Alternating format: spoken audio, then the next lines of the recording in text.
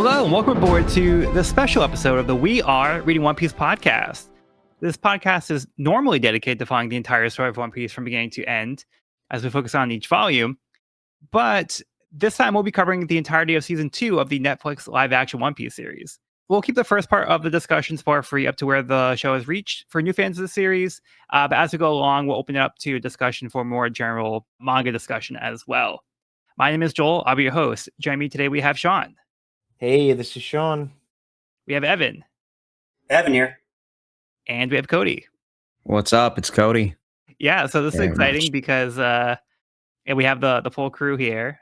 And last year, we weren't able to have Cody on for a discussion for the Netflix series. So I'm excited that we are able to get everybody on board this time.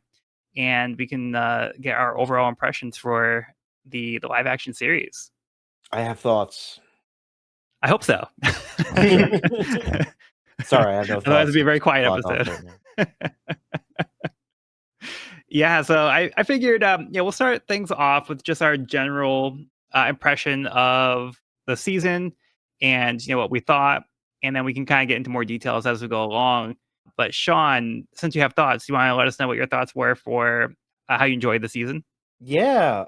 Overall, I think it's just like it's even better than season 1. Like it really is an improvement in just about every way. I still have a couple criticisms, which we'll get to, but the effects look better, the sets look better, the lighting looks better, the fights are better, the atmosphere's better, and none of this is to say that season 1 was bad, because it wasn't. It was shockingly good, but you can see that injection of cash they got really helped and let them just make this world even more like wider and wilder, and they just keep rising.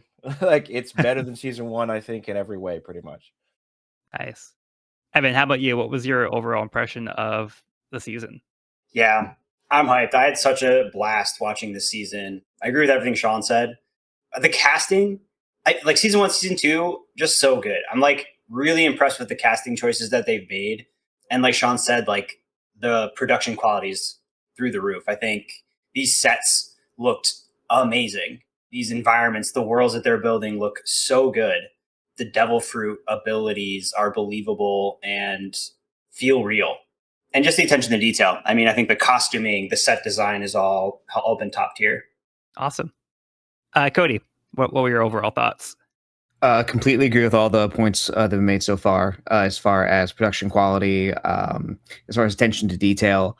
For me, I also think it just did such a good job capturing the spirit of One Piece. It in a lot of the same way that season 1 did, but that's also something I think did improve. I was very happy with season 1. I didn't get to talk about it the last time we had an episode about it.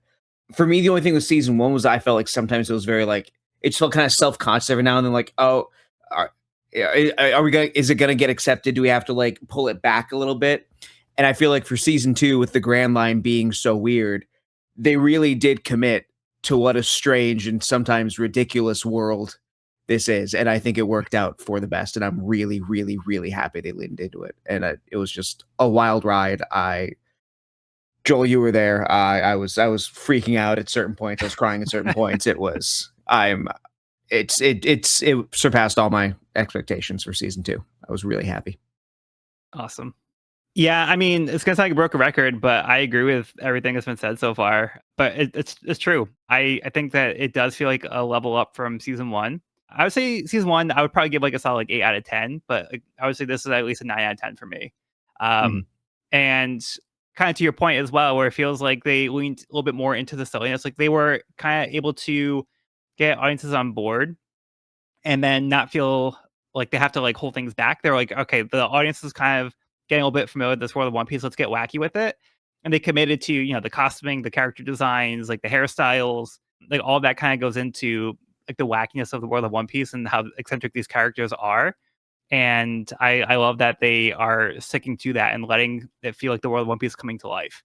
The casting, like you guys said, I think it's been spot on. Every single person who showed up on screen nailed their characters. Like it's insane, like how awesome the casting was, and like how much like they captured the essence of the characters.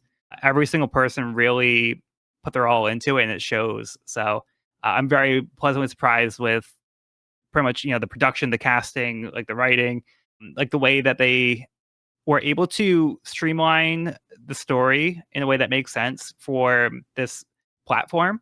I do think is very commendable. Of course, some things are going to be cut, and it's not going to be a one-to-one adaptation of the manga, but it is going to at least give us like the broad strokes and the main points. And I think that's the important thing to capture.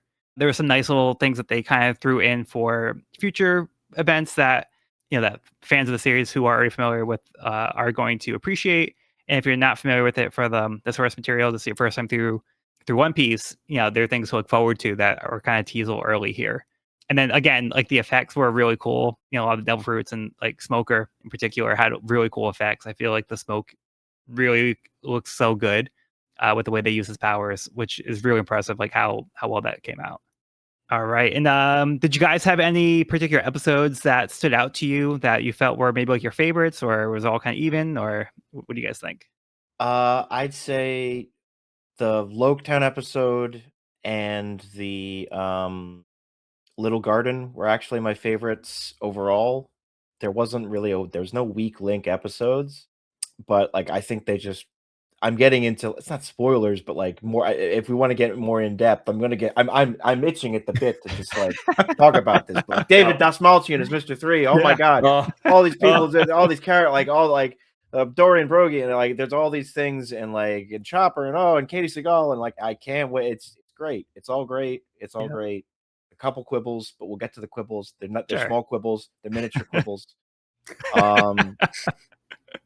And yeah, I think Loketown was just like I was a little annoyed that season 1 ended without Loketown, and I still kind of feel like they could have ended with Loketown, but at the same time, this was it really set the tone for the start of and it also would have felt like a bit overstuffed maybe too. So honestly, I'm actually happy with this being Loketown as starting it with. So yeah.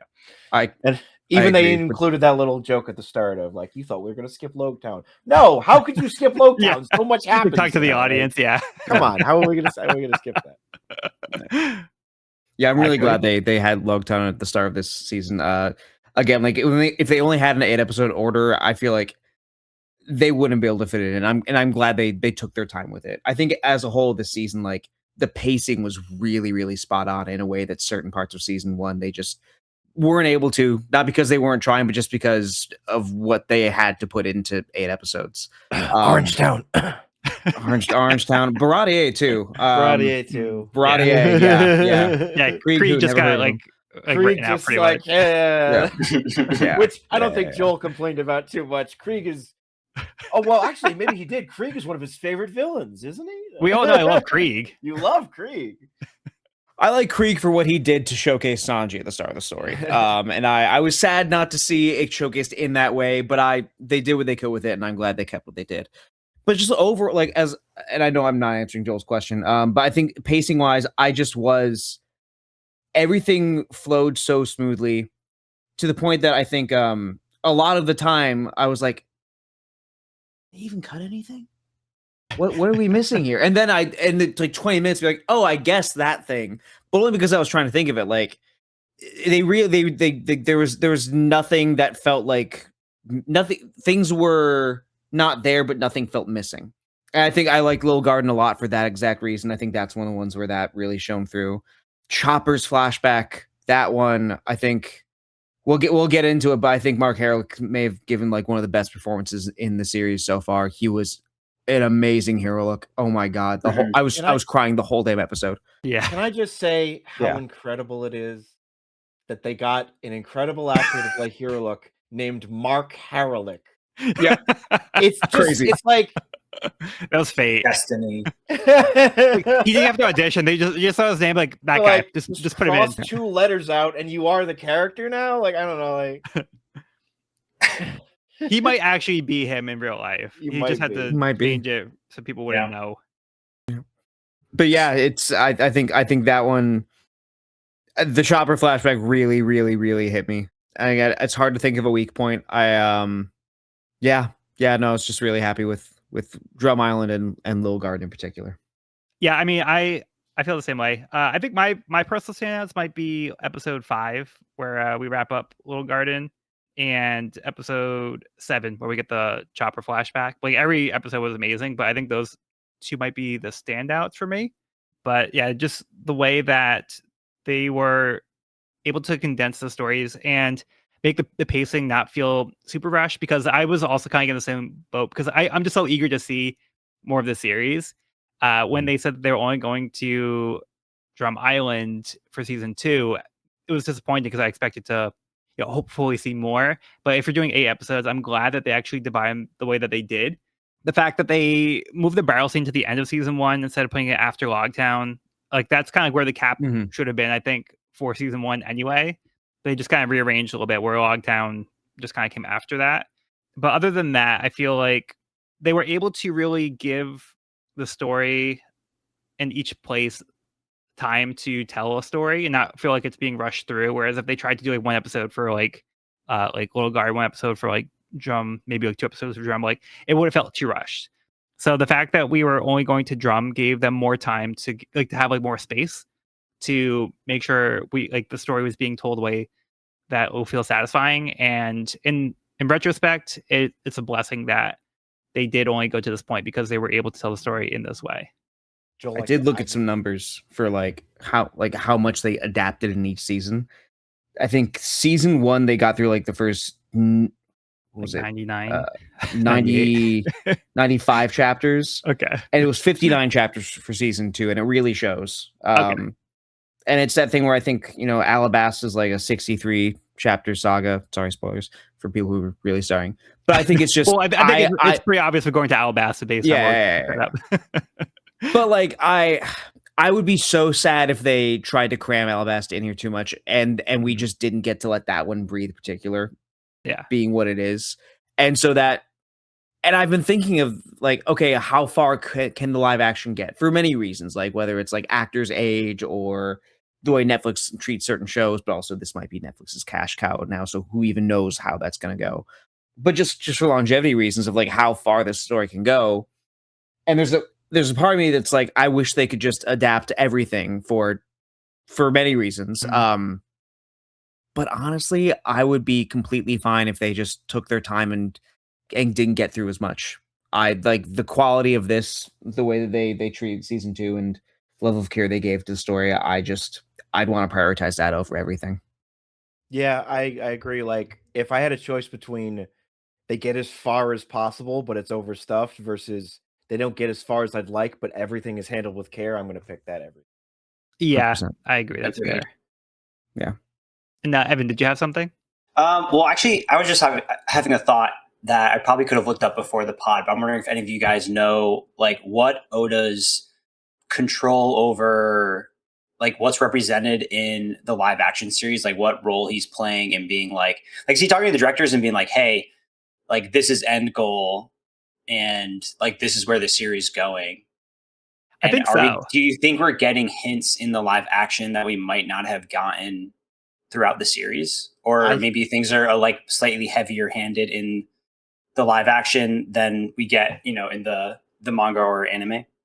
I don't think he's told them what the One Piece is. He gave that to the bottom of the sea, which we can talk about that, by the way. That was wild. I hope nobody finds it. I don't want to know what it is. Davy Jones can have that one. I think it yeah, I think he's told them a little bits and pieces there that were like, if they weren't allowed. I remember in season 1 they talked about like that we're gonna have cola powered electricity, and like they asked Oda about it. He's like, no, wait, no, that you could still do electricity, but it's a different thing. Just let me explain. And like he told them They just have something, actual electricity. I think something like that. Yeah. So Yeah. I don't know what is. I don't think it's as like intense as some people make it out to. Like, I hear some people being like, he has absolute creative control. I'm like, guys, he doesn't have absolute creative control, but I expect he has a certain amount of veto power, certainly. Right. And I think it's a healthy relationship. Yeah, he's not like going over there writing everything. I think it's more like they're running it by him and to be like, is this okay? Is this chill? And he's like, yeah. I know there are things in season 1. I don't know what they were. I don't know to what degree, but there were definitely reshoots that were done because Oda said this doesn't quite fit the spirit. This thing should be changed. But yeah, it doesn't seem like he's like always checking every single little thing or or guiding it to the story. There is a part where I was like, should I be reading more into this and should I be making predictions based off this thing in the live action? I don't know. And Yeah. I'm curious as to what made you ask this question, Evan. Well, just that kind of thing. I feel like I'm picking up some like undertones or some like certain like relationships forming that I feel like a different weight than I felt reading. And so I'm It's about wondering. Nami and Vivi. Yes. Yeah. Wait, so are we jumping? I feel like Are we need to ahead? jump in. I feel like we kind of need to jump into I this. feel like I can't not jump in. Yeah, no, we can But talk. We can not talk only- about the season as a whole. I'm just saying, trying to like do manga spoilers right now. Yeah. Okay. Yeah, feel free to talk about the season and like things that stood out to you for sure.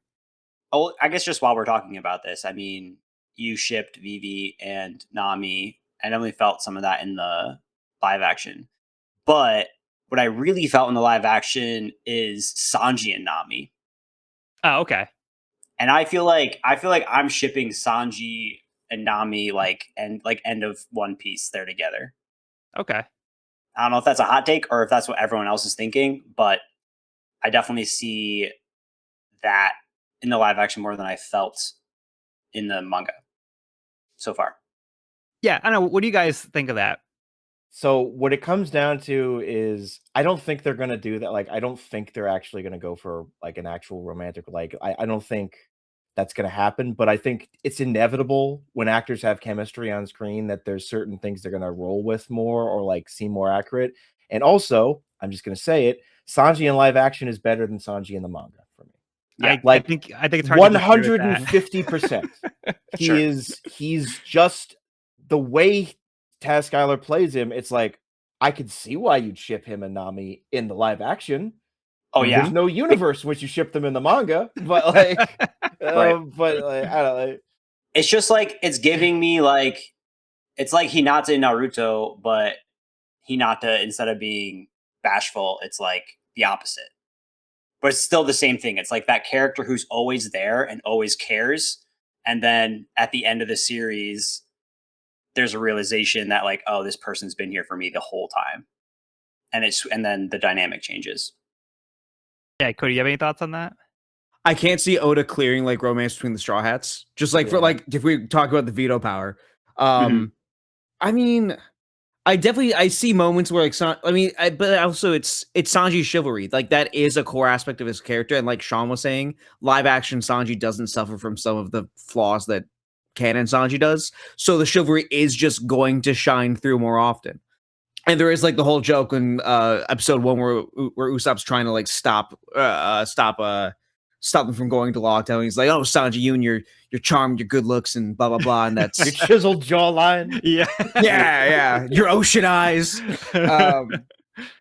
Really, I think it's just to get shippers more invested, so there's more fan and more interaction and more engagement and more metrics that promote it to keep getting renewed.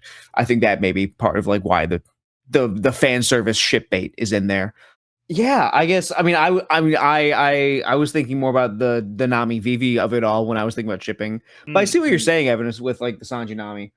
And I was talking with my girlfriend who actually who's read all the manga. I think she caught up in like 4 months, which is insane. But we were talking, and and one of her things was she kind of missed Sanji being not a pervert, but just a little bit of like a puppy dog, you know. But that was the discussion of, oh yeah, like why wouldn't someone fall in love with like live action Sanji? Like why wouldn't that happen? Right. It does make sense that he would. He is the sort of person in this adaptation who could attract someone and who someone could just feel very comfortable with. So I guess for me, inconclusive. I can see where the ingredients would be. I could see how the moments could lead someone to that conclusion. It's not something I bet my money on just because it's One Piece and that doesn't feel like what Oda's going for, but I see it. I see what you're getting at. I fundamentally don't think they will actually do any kind of like kiss full out like they get together in any way, but there will always be more there'll definitely be flirty moments and it'll feel more realistic than it ever would in the manga. Yeah. And more like Yeah, I do think Sanji was really tamed down for the live action in a good way. Like there was like the moment where like Nami kept coming in like with the different weather, and she came in with like a bikini top, and Sanji barely reacted. Like he He was barely just like noticed he Nami was looked up there. a little bit and just kind of smiled slightly and like whereas Manga Sanji would have just like collapsed and bled everywhere and just like so it's like yeah, so that was yeah. Yeah, so I think it was interesting to see Sanji react that way. Also, to make Sanji more vulnerable because he did have that moment where he had he kind of like the bond with Nami where he opened up Mhm. about like when he was a kid, and Yeah. I think that was just really interesting that like he was willing to be that vulnerable with Nami and like kind of show that side of him that he hasn't really shown to anybody else in the crew. And it's also I guess a sign of trust. Like he would definitely never say that to like Zoro, for example. But like with Nami, like he felt comfortable enough to share that side of him. So I think it's interesting that they decided to give Sanji a more fleshed out character. I think, and I think he's a lot more likable and charming. He comes off as like charming as opposed to like gross. Yeah. But yeah, kind of also going back because I was seeing some chemistry with Nami and Vivi. In particular, there was the end of episode 5 when they were leaving Little Garden before Nami ended up leaving and collapsing. Because they kind of shared a moment, and then like they kind of like were staring at each other like without saying anything. But then Nami ended up having to like she's like, I'm not feeling well. I'm a little tired. I'm gonna go to bed. But there was like that brief moment where they kind of like lingered for a bit. So Oh yeah. to me, Oh, yeah. I think that was also I was getting some vibes from them, which I think was also kind of consistent from the manga. I don't expect them to really develop that any further. But I think they might just give like little moments like that for people again, maybe for shippers to be like, "Oh, did you see that?" Yeah, It was there. Yeah, it was there. There were some We winks. talk about Vivi. yeah, I Truther just is put up- so fucking good. Oh my So- So god. good. something I really want to highlight good. is Charithra's her Miss Wednesday, right? Miss If it's Wednesday, her- yeah. Her as Miss Wednesday and her as Vivi, completely different characters. Like the Mhm. personality shift, like it's like it really, I don't know. She just feels like she split right down the middle. It's like I am now an entirely separate person, and it was just like shocking when Well, she because dropped the cover. But yeah, like, Yeah. which is great, yeah, because she was like it felt obvious that it was like in hindsight, it feels like obvious that it was like a cover. Like she was putting on this like persona, and the way that she was able to when she dropped that facade with Igaram, it was such a great way to like really show like the real Vivi after like we learn like who she is. But yeah, I do think she really played like the Miss Wednesday part really well and made it believable. That she was undercover and she was kind of playing a role that's not who she really was. I think she did a great job of balancing that and then showing us the real Vivi once we got to know her with the Straw Hats throughout the season. yeah. Big fan. Yeah, I'm and just then excited to see also, what she gets in season 3. what was that? I'm just excited to see what she gets in season 3. Yeah, Yeah. Hell yeah. yeah, and just to just kind of also go off of that a little bit further. Unfortunately I don't know the actress for the young Vivi, but I also feel like she did a great job, and there was like the really heartwarming interaction with Igaram as a kid. We can kind of see what this character meant to her. And I feel like this really shines through with the live action portrayal because presumably, again, so we're in full spoilers for the entire season in case you missed the beginning, but Yeah. Igaram It's fucking is dead killed off. Yeah. and good. Like I don't know. I look back because I went back to the manga. It's like he just blows up in the manga too, Yeah. doesn't he? And he just like He oh, no, does. he's Yeah, fine. it's in the ship. Yeah. But I don't know if they're gonna do another fake out because Miss All Sunday is kind of like all over the place. So I'm not sure what's going on with that. So I don't know. We'll see. But I'm assuming that both he and Mr. Nine were completely killed off. Oh yeah, Mr. Nine for sure. Yeah. We see Miss Valentine crush his head. Like there's no way Yeah. she's leaving him alive.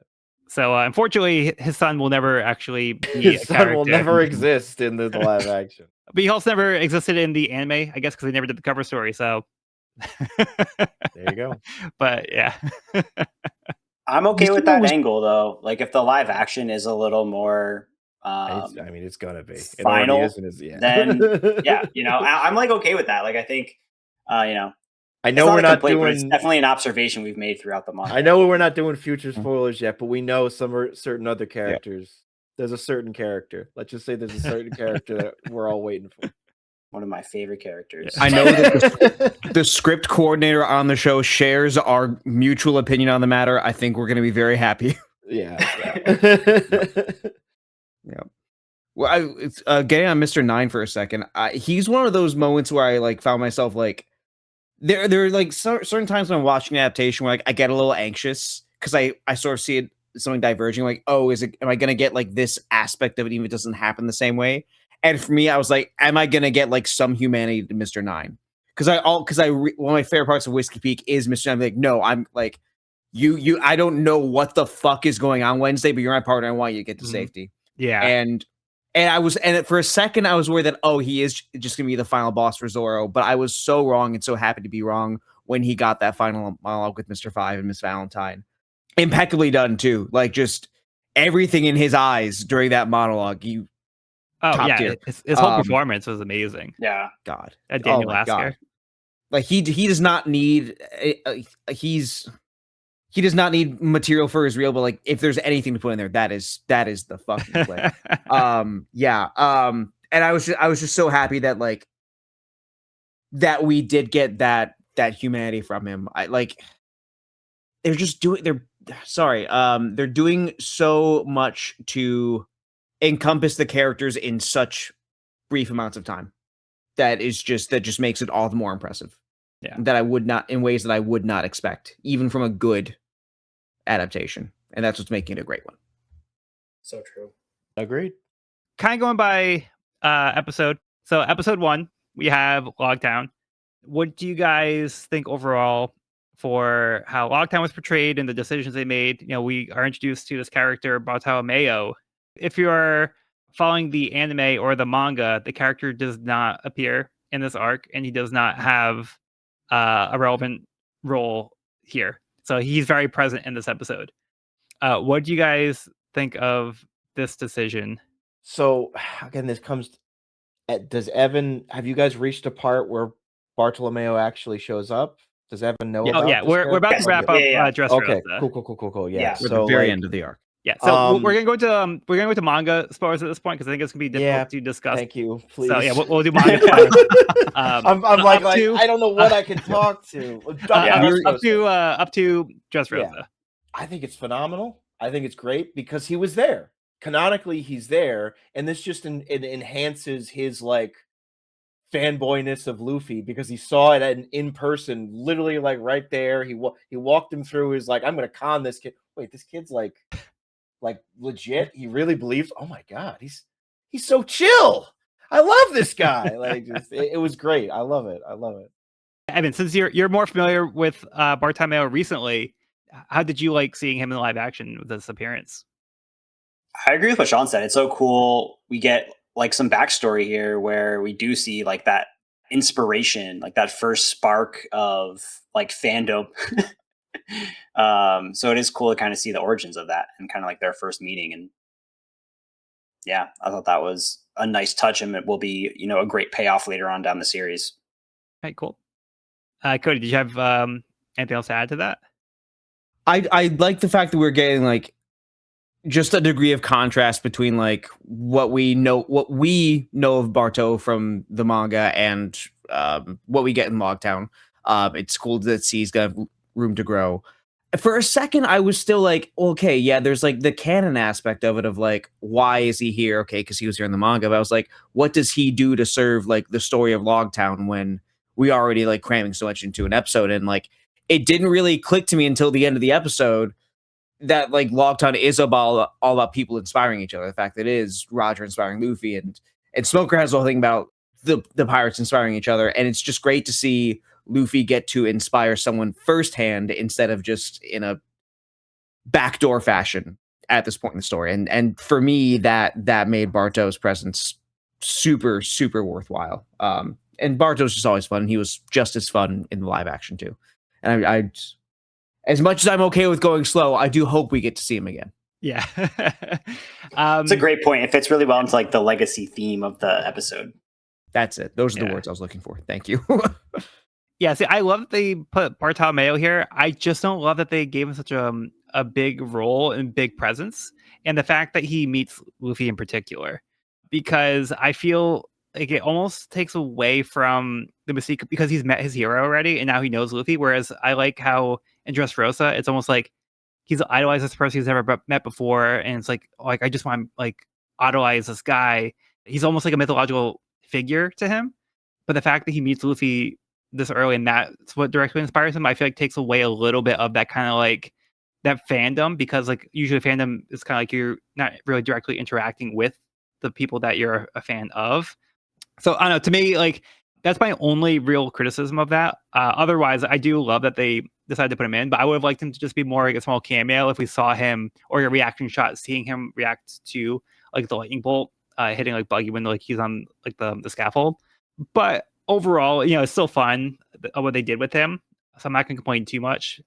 That's just my kind of take on it. So I just have a little different opinion. I would agree with that if I feel like if he spent more than like 20 minutes with Luffy. Like if he spent like a day or something with him, or like, because I don't know how well he really got to know him rather than pretty surface level stuff. But I get what you're going for. Like I think he Yeah. still mostly just saw the surface level of like he doesn't realize how stupid he is too. Like he doesn't realize just how like he kind of just gets the myth right now, Yeah. rather than all of the intricacies of Luffy's ridiculous personality. But I get what you're going for too.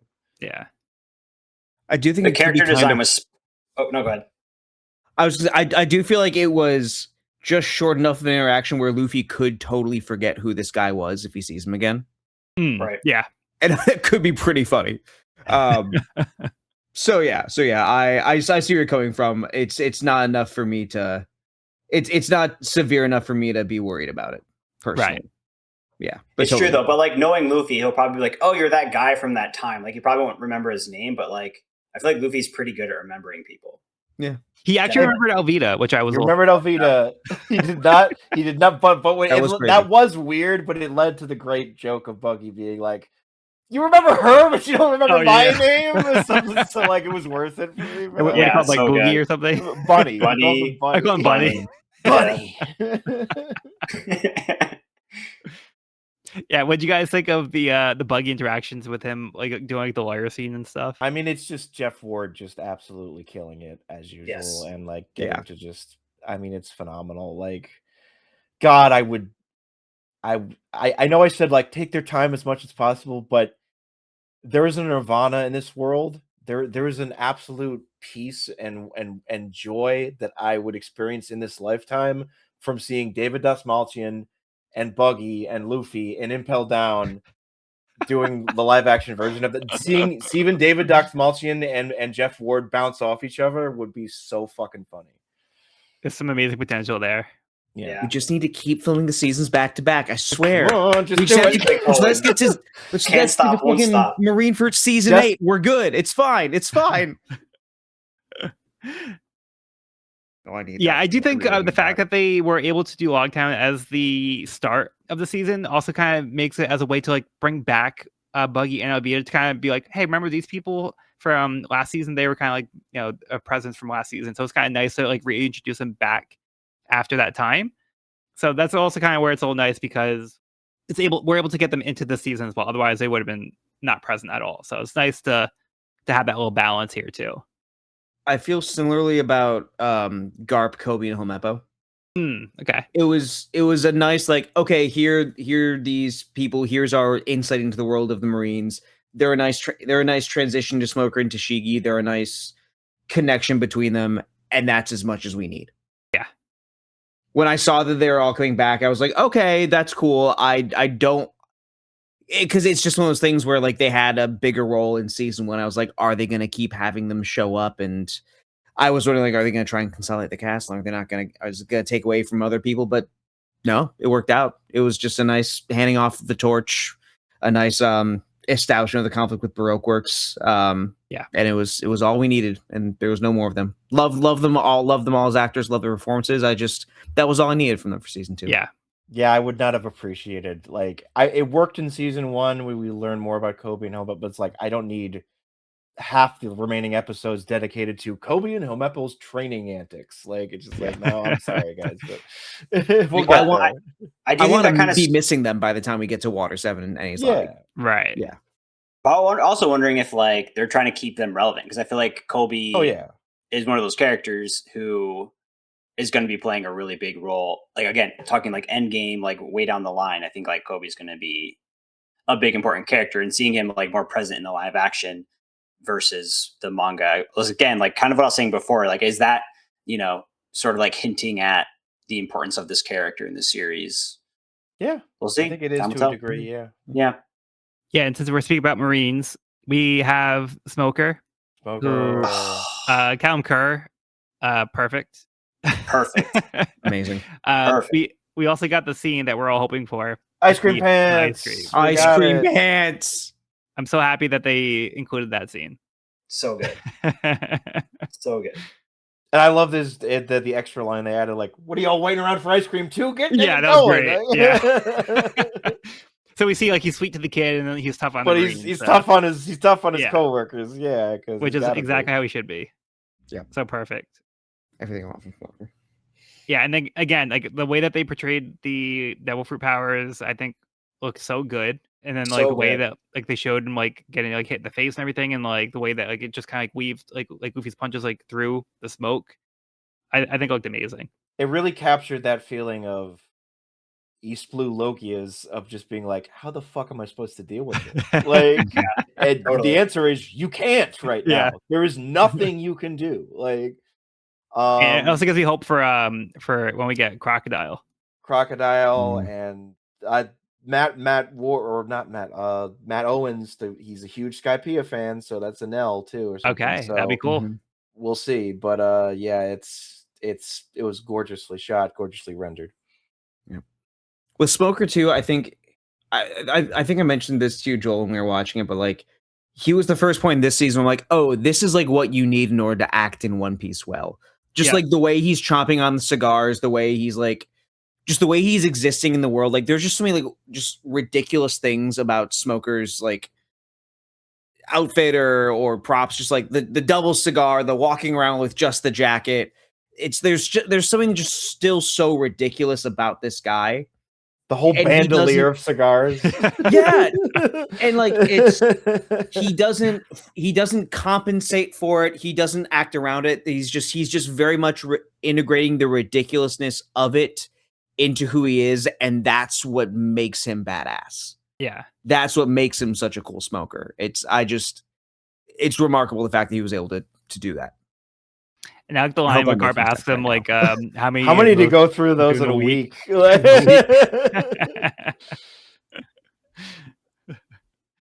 Yeah, it's really incredible seeing these characters come to life in live action because like you're saying, like some of their personas and their outfits and their devil fruits and their abilities are just like so over the top and intense, and it reads very differently on the page than it does in live action, where you're seeing an actual person acting out these characters. And I think with just some incredible casting, incredible acting, and the costuming is insanely good. It just makes it all feel so like real and like lived in this world, and it all just kind of like makes sense. And I think that's why like this is a manga adaptation that's doing it right. Hell yeah. Yep. And that's great to see. Yeah, and then talking about a scene that like just really translated well into live action was I think the sword shop scene. Mm-hmm.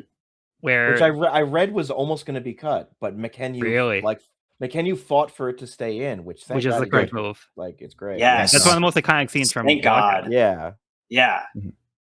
So good. And it was done so well too. Yeah, so it looked really good. It really kind of like showed, Zoro. It's really important for Zoro's character, I think. Yeah. And also Tashigi. I think Julia Rewald did a great job as Tashigi because like she kind of really captured kind of like that earnestness and like she was like the sword nerd and she got really excited. But I feel like she had some great moments in the season too, and I just feel like she really captures like Tashigi as a character. So I also think again, like every person like was cast perfectly. Like it's insane like how perfect this cast was. Yep. And then we also had a little early tease for the scene from Impel Down. How do you guys feel about them introducing the concept of Roger having a son? Oh, that whole scene was incredible. I saw some people not loving that online. A couple, not many, but a couple being like, "This seems too early," and it was like, and I saw a lot of people saying being like, "Oh, this is gonna trick live action viewers into thinking Luffy is his son," because it cuts right to Luffy, like Right, right it after does. that It's a little scene. deceptive. And it's like, I think most of us had a moment when we were first reading One Piece of like, "Oh, is Luffy Gold Roger's son?" Like, Mhm. Totally. it was a pretty common sentiment in the early days, I think. So I don't think it's that big of a. I think it's fine. Yeah, it was cool. It was cool. We got a little. We got a God Valley mention. That's all I'll say to Mhm. you, Evan. Mhm. And Mhm. yeah, that was cool. Also, Yeah, in like- that scene, oh no, go ahead. Oh yeah, just real quick, because Courtney has only seen up to Water 7. She was like, "Wait, are they trying to say that Luffy's Roger's son?" But that doesn't make any sense with the math. Like she was like, "Yeah, it's the math ain't mathing here."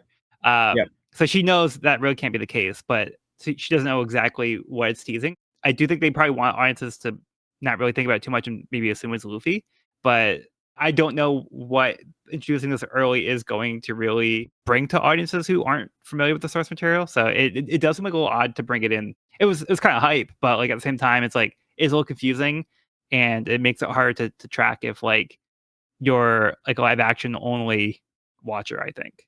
But Evan, you were saying? Oh, I was just saying while we're on this scene of Roger and Garp, Roger telling Garp, "You won't lead my son to the gallows." Oh yeah, a little Mhm. foreshadowing. That line landed. That line landed heavily. Yeah. Mm, it hurt. Ooh, what you say? Oh, it's you only meant well. Of course you do. Yeah. Oof. Okay. I guess and for me, then, I like the oh, fact that go ahead. it just encourages, like, it just adds another mystery. And I feel like, I mean, this may just be my own experience as someone who like is caught up with the manga, but like watching the live action doesn't like evoke that sense of like, oh my god, there's this thing we don't know about, and it could be this, and oh, I could have this theory here in the same way that reading the manga does. It could also be like the point that they're at in the story where like they're still starting to lay out that groundwork. Like we only hear about Will of, I forget if they said Will of D or how they phrased it in They live did, action. yeah. They do at some Right point. the end. I just forget like how they phrased it in this version. Yeah. But like we don't get that till the end of the season. So like Right. a lot of those haven't been laid out for us. But I guess like if it does lead to people in live action having conversations of, oh, what if it's Luffy? Well, no, it can't be Luffy because like there's no way he's old enough, because they say in the superimposition that Roger was executed 22 years ago and Luffy doesn't seem 22. If it can like get those sorts of discussions and get that sort of wild mass guessing among live action only viewers, that's the good I can see from it. Is this something that's Okay. wholly necessary for it? No, but it could be a cool consequence. Yeah. Agreed. And then just lastly, they introduced this other character very early on. Hmm. This was I kind of teased that they. Okay, so I don't know if I talked to Sean about this yet, but I actually went to the world premiere Yeah, I in saw LA. your post, or Instagram or Facebook or Yeah. something post. Yeah. Yeah, so Courtney actually got us in through IOTA, so we were able to attend the red carpet. It was actually a blue carpet event, so we got to see premiere at the United Theater on Broadway. So it was cool Sick. to see the cast and everything. And David Despalding gave me a high five. Oh, Pretty fuck cool. yeah. Dude. Yeah, Hell yeah. Did you get any wax on your hand? Like, I did actually. It was really cool. It was there for the whole week. I had to burn it off. Yeah. We had this little mishap because so as soon as we got in, because like we're an hour behind the scheduled showtime, so Courtney and I ran in, we went to the bathroom, and then as we were getting out of the bathroom, the people that worked, they're like, "Oh, they're about to start. You gotta hurry up to your seat." I'm like, "Oh, okay." Like wow, we barely had any time to even get in here and like go to the bathroom after staying in line for like 5 or 6 hours. And then we get to our seat, and like the opening scene is already playing, and somebody is sitting in my seat. Oh, So there's one open seat, which was Courtney's seat, and then my seat was taken. But we had assigned seats on our tickets. So the person who was sitting in my seat was one seat over for where they should have been because they had the next seat. yeah. But every person in the row was basically in the wrong seat. So we had to push over Oh one my seat. god. But the person refused to move. Oh, fucking Christ. Yeah, like I'm in my seat. I'm not moving. I'm like, no, but you're in my seat. Like, but then she's like, yeah, but I can't move over. Somebody's in my seat. And then there's like one seat down like the row where somebody's like, oh, but I'm waiting for my boyfriend. But it's like, I think she's probably in the wrong seat. So her boyfriend's probably in the right seat, and she was in the wrong seat. And like her boyfriend's like, "Where's my girlfriend?" So, God. but like it basically became like a whole thing where we had to get like one of the ushers to try to get them to move, and then like he couldn't get the girl to move, so he got somebody else, and they couldn't get them to move, and they went back and got like a lady. That blows. Yeah, and then this lady finally got them to shift over. But like the whole time I'm stressing out, I'm missing like the opening scene. I can't sit down and enjoy it, and like the girl's giving me like an attitude about not moving the seat. Eventually, I got to sit my seat where I was supposed to sit. I just wanted to sit down with my fiance and enjoy the show. That's wild, man. I'm sorry. Yeah. So overall, though, we had a great experience. It was a lot of fun.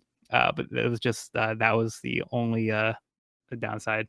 But so yeah, that's how we watched the premiere, and it was really cool because we got to get the audience reactions, and Courtney doesn't know why people were reacting to certain things like Bartolomeo, and then also at the very end we had the little cameo of Sabo. That was wacky. That wild. was love that. That was a little bit of a bold move. What do you guys feel about the early Sabo drop? I mean, it's not like Dragon doesn't turn around and is like, "What do you think, Sabo?" or something. Right. Like it's the most fan servicey. It's a weird looking dude in the background that only people are gonna get. Like he doesn't. I think if you know, you know. Talk. Yeah. It's total Easter egg. It's kind of funny, but like, it's fine. I was just like, that is the most Eastery of Easter eggs.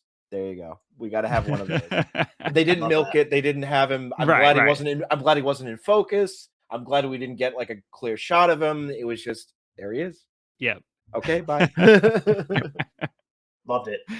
Yeah. So I'm glad that we've gotten to Dressrosa before we had season 2 come out, Evan. Yeah, right. Otherwise, I would have come home and be like, Evan, you were not watching season 2. You were not watching season 2. But that's the thing. If I didn't know, I would not have picked that up. Like, yeah. Like you said, it probably you would not catch. There's no way you catch that. Yeah.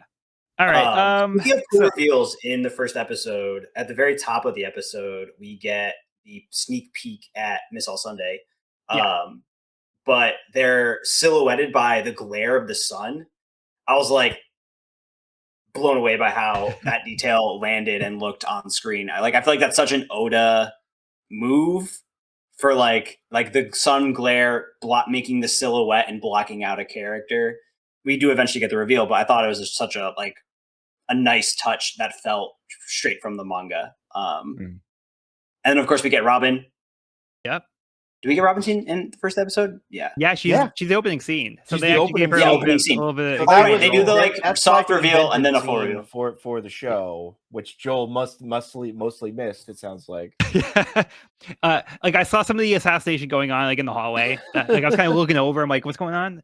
But yeah, it was pretty brutal. We see why she says that her expertise is assassination when she first gets on the crew, but. And we get the pedals. Bova just like kills it as Miss All Sunday though. Oh my god, I'm obsessed. I can't wait to see a change between Miss All Sunday and Nico Robin. Yeah. I can't wait to see what happens. I think we very, very briefly see it at the end of the series of season 2 for a nano. Are you saying in the Drum Island scene with Vivi or no at the stinger, for lack of a better term. Okay. Yeah, when I don't know, how are we just talking about everything at this point, right? Like if something comes up, sure. I don't know. Okay, never mind. I won't. Yeah, go for it. I just like at the end when Crocodile calls her like Nico Robin, and she's like, "Call me by then." Like it sounds like it's her voice takes on a different timbre. Like so, I was like, yeah. And then speaking of that scene, because we also get the amazing reveal of Crocodile. Yeah. Fuck yeah! His lair. He looks amazing. He sounds amazing. Yeah, they're just like knocking it out of the park. They're not missing. They're just not missing on casting. The setting looks awesome. So incredibly. Yeah. His lair is perfect. Like in the manga, we were like, this is like the ultimate like Bond villain lair, and it's exactly what it looks like in the live action. It's perfect. Yeah, they even had like the theme, like the Netflix One Piece theme. They kind of gave like the secret agent kind of vibe to it. So like because that's been like the Broke Works kind of thing. So it's like we're putting the secret agent thing in there. Yeah. Speaking of Netflix touches, one thing I'm loving is the opening credit, or like the opening like title card. Yeah. That like is slightly themed each episode. I thought that was really fun and clever, and kind of like again, another like little Easter egg that kind of just like subtly hinted at what was to come and who we were to see. And again, it was like one of those things like, if you know, you know. If you don't know, it just looks cool. So I thought that was fun. So in episode 2, we also had another early reveal, which also confused Courtney. Yeah. So what'd you guys think of Brooke? Yo-ho-ho! Yo-ho-ho-ho! Ooh. I mean, there's the usual assholes. We don't even need to waste time on them talking about it's not Brooke. Fuck off. But like, I think it was fine. I think he looks really good. I mean, they went with the laugh. I heard some people online complain that he doesn't know how to play the violin. It looks like he's not holding it right. But yeah, it doesn't look. Neither do I. Oh, Evan, do you know? Okay, musician over here. Well, he's got some time to learn. He's got some time to learn. He's got some time to yeah. I mean, yeah, that was a little like, so the Binks's brew that become a skeleton line has not been revealed until live action, right? Is that a whole new line they made up for this? No, I think that isn't it. It is? Oh, yeah. Okay, I don't know. Never mind. My bad. Yeah, I don't think they changed the lyrics at all for okay the live action. But they had in the first season, they had like the little background of them playing Binks's brew. Yeah. It was like an instrumental version of it. Yeah. But like, you know, Luffy references here like how Shanks' crew used to play it. So it's kind of a nice little callback to season 1, where like, you know, he knew the song from them. But that's also gonna be like, you know, down the road as well. But it's just nice because we've already kind of seen that, and like they're able to kind of bring it back already at this point. And that's kind of like what Luffy uses to kind of win Laboon over. So it's also like a nice little way to connect. Talking about changes, I'm gonna say it. I like Luffy singing to Laboon a lot more than him ripping the main mast off the ship and stabbing Laboon in the head with it. Yeah. Somehow, don't think that would have worked in live action. Gotta say, I don't think that would have endeared the audience to Luffy to watch him like stab away. Save the whales, you know? Come on, man. Yeah.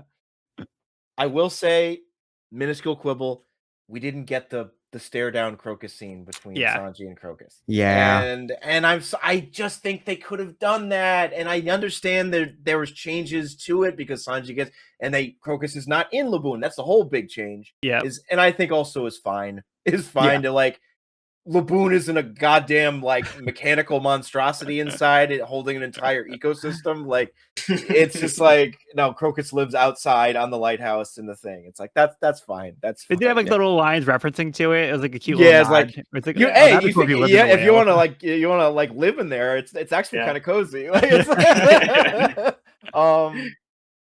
it's I was like, I just know that Joel helpfully posted actors here. It was like Clive Russell. Clive Russell would have absolutely nailed the like, someone's gonna die. Me. But we did get, I didn't even remember this was an official line. We did get the thing where he lists off all his statistics. Like, oh yeah. My name is Trocus. I'm Lighthouse Keeper and blood type AV 71. So that was kind of funny. That was good. I also, other tiny quibble, they just put him in. They just put Clive Russell and like dyed brown hair and gave him the thing. It's like, what is this supposed to be 20 years ago? He looks identical. Like, I don't know. I kind of wish they had gotten a younger Crocus actor to play Crocus in the flashback and kept that timeline the same way it was. Clive Russell absolutely nailed it as current day Crocus, but it felt a little weird. It's like, how do you do, fellow kids? Like, look, my hair is darker. It's like, come on, you're not fooling anybody, dude. Like, used up all the CGI budget on Smoker. Yeah, I guess. But you don't need CGI. Just cast another actor as the younger Crocus. Like, but it's all right. It's okay. Yeah, I think he was great. I also love that they gave him like the weird like kind of like pedal hair. Oh yeah, just like perfect examples of things that like another series would have no, that's too silly. Like, nope, Yeah. no, it isn't. No, it isn't. We're giving this respected British actor a like this wacky hair thing, and he nails it. Yeah. I did think going up Reverse Mountain was really cool because we got to see kind of the crew working together, and it was like a team effort. And then like we had this like sweet moment where like Luffy and Nami, when they reach the top of Reverse Mountain, they can see out into the Grand Line. Just like they have this like, really like look of awe on their faces, and like it's just like really endearing to see like characters after they just went through like that like trial, and then it's like they have like the little moment where they can kind of like take in the view and relax before then they get like launched right into a whale. I just love that the background music completely stopped at that point. Yeah, It was just the sounds of the waves crashing on the rocks and the ship going up. Perfect. So good. I don't know if you guys noticed. So there's the line in the episode where Nami says like the whale wasn't on the map when Zoro asked like, oh, the whale wasn't on the map. It's like, no, of course it wasn't. So in the credits, they actually do show Laboon on the map at Reverse Mountain. And that Cool. made me wonder like who's actually making these maps. But then there is a moment where they show commissioned by Kong. So he's the commander in chief of the Navy. Evan, have you ever even seen Kong? Has he shown up at all? I don't think he's even mentioned. It's what because he shows up at the Marineford. Has he mentioned Marineford? Oh no, I think he is. Okay. Briefly, Sengoku meets them. Kong is the weirdest One Piece kid, one of the weirdest, because he's just like he's such an important character that we barely ever see. But he gets a whole bust, in the first episode next to Sengoku's bust in the Shellstown base. Yeah, so that was like a neat little detail that they showed that he's the one that commissioned those maps. So those are Navy maps that we see in the credits. Cool. Another cool thing from this episode was our introduction to Baroque Works, and we get those like cool little like name cards. Oh yeah, those that are cool. appear and throughout the whole season. And they kind of did this in the first season with like the posters and stuff. But like I love how it breaks the fourth wall.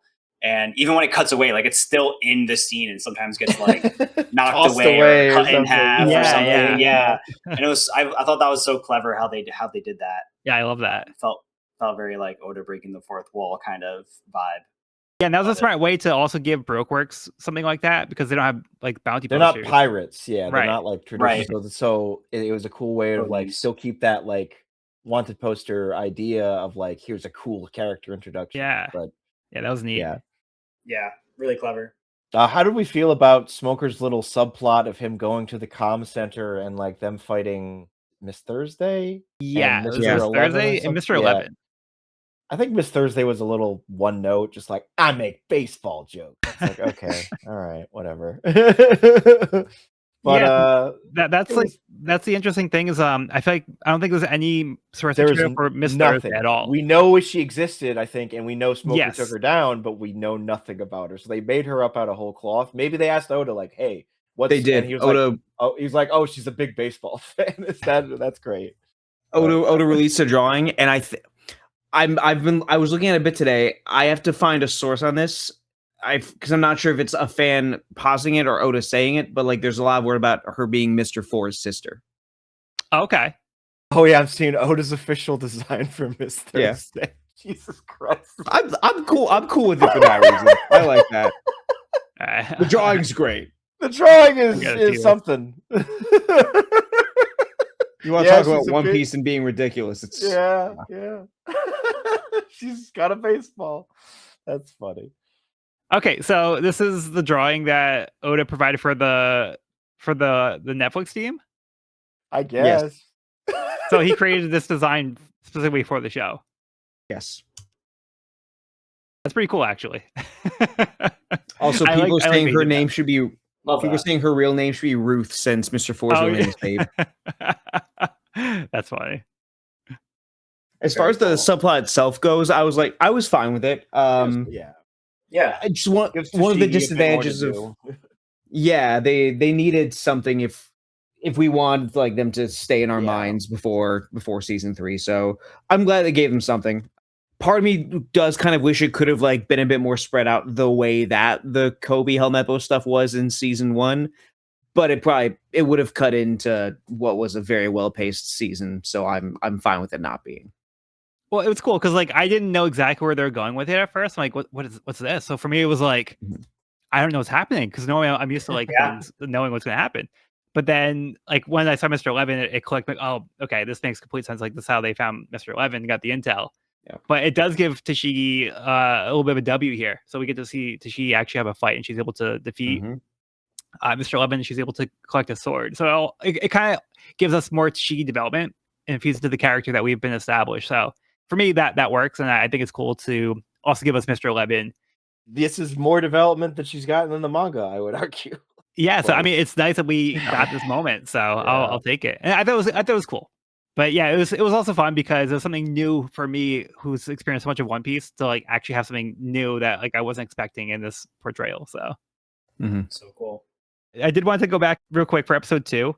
I thought the payoff for the Zoro tool that he came up with was hilarious. That was incredibly funny. Because like Great, right? I made a big sword. Yeah. So Zoro comes up with this dumb idea, and then there's like that fake payoff where he goes to like rescue Usopp. It's like, oh wow, it was actually just useful, and then it breaks. It just breaks immediately. And I like that especially too, because one of the criticisms and I think some others had in the first season was that Zoro in the first season is like stone cold serious like the whole time. There's none of that Zoro. There's just a tiny bit of Zoro humor, but they let him be a lot sillier in this season. He laughs more. He cracks jokes more. It's way more goofy. He's dumber at times when it's a girl whale. Which is either the same joke someone came up with or direct reference to the animated movie Monster House, which has a very extremely similar joke in it. I don't know, it's funny, but that was really good. I have a great sense of direction. Was a highlight. Oh yeah, that's another great line. With Tashigi in lockdown, that was great. Yeah. In episode 3, we had Whiskey Peak. Yeah, so what did you guys think of the Whiskey Peak? I feel like someone. Can we talk about the choreo? Can we talk about the choreo and Zoro's bar fight? Talk about the choreo. Come on. So that's another one I read that McKenyu specifically was like, we have to make sure I fight exactly 100 people because the fans are going to count. And apparently he fights exactly 100 people. Yep. They specifically did the choreo for that. We were counting. The math lined up. The math was mathing. Incredible. Yeah, we love to see it. I love to see it. I also like the snippets of Mihawk and kind of like Zoro's like influence like mindset. Mental Mihawk. I thought that was like a really clever, fun way of kind of giving us a little peek into Zoro's brain. That was cool.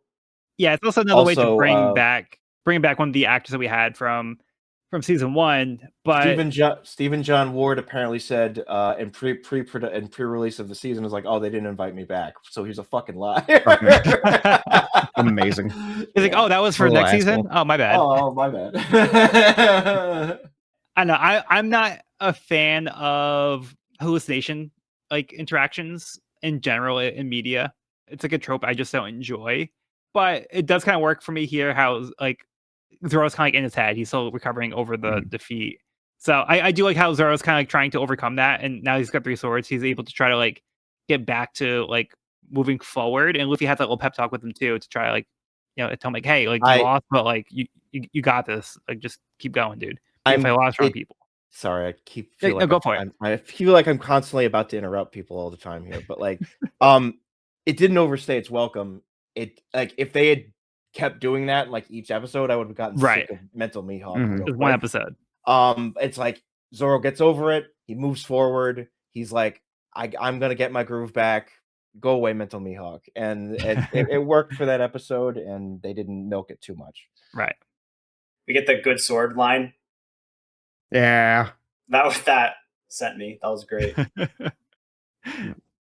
I think really, like Mihawk being like a manifestation of like his mental hurdle. I think it would like landed well and kind of like got the point across. Okay, I'm gonna jump in again here to talk about the music because the song Whiskey Peak Saloon has been stuck in my head for the last like week and a half. It's the greatest song in the season. Well, it's like tied with the Chopper song too. The Chopper song's pretty great too. Yeah. But I have just been humming Whiskey Peak Saloon, Whiskey Peak Saloon at work for the last week and a half. And it's just the sax from Leo Yep. P just goes so fucking raw on that thing, Yeah, and it's so good. Yeah, I had a note amazing. here. Whiskey Peak Saloon theme is a jam. It's a jam, It's a man. jam. It's a bop. It is a bop. Yeah. And then Right. then Mr. 8 going to town on that sax, dude. So Yeah. good. It's Yeah, absolutely amazing. phenomenal. Oh yeah. And I then think- even just like in general, like they started adding sax and like stuff to like the overall music while they're at Whiskey Peak. So it's cool how like the music is kind of changing depending on like where they are. And that was a Yep. nice little detail. Mr. 8 Agram also gave me like one of my favorite moments of the season, and one of the ones that made me realize like the fact that my biggest qualm about season 1 was being corrected. When he's talking with Luffy in the bakery and he says, "Seems wherever you go, you help people." And Luffy just says, "I do."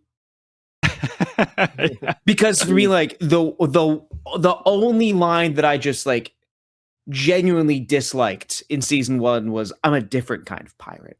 Because to Yeah. me, for me, it just like felt like, one, it was Luffy being like Luffy being focused on morality in a way that like he just canonically isn't in my experience of him. It's all But self-aware. also, yeah, just given the way like it was framed, because like of what Kobe was bringing up, like, and it was in Right. response to, but also of a just like but like One Piece is pirates, but like they're not normal pirates in the way that you might think Western audience who's seeing this story for the first time.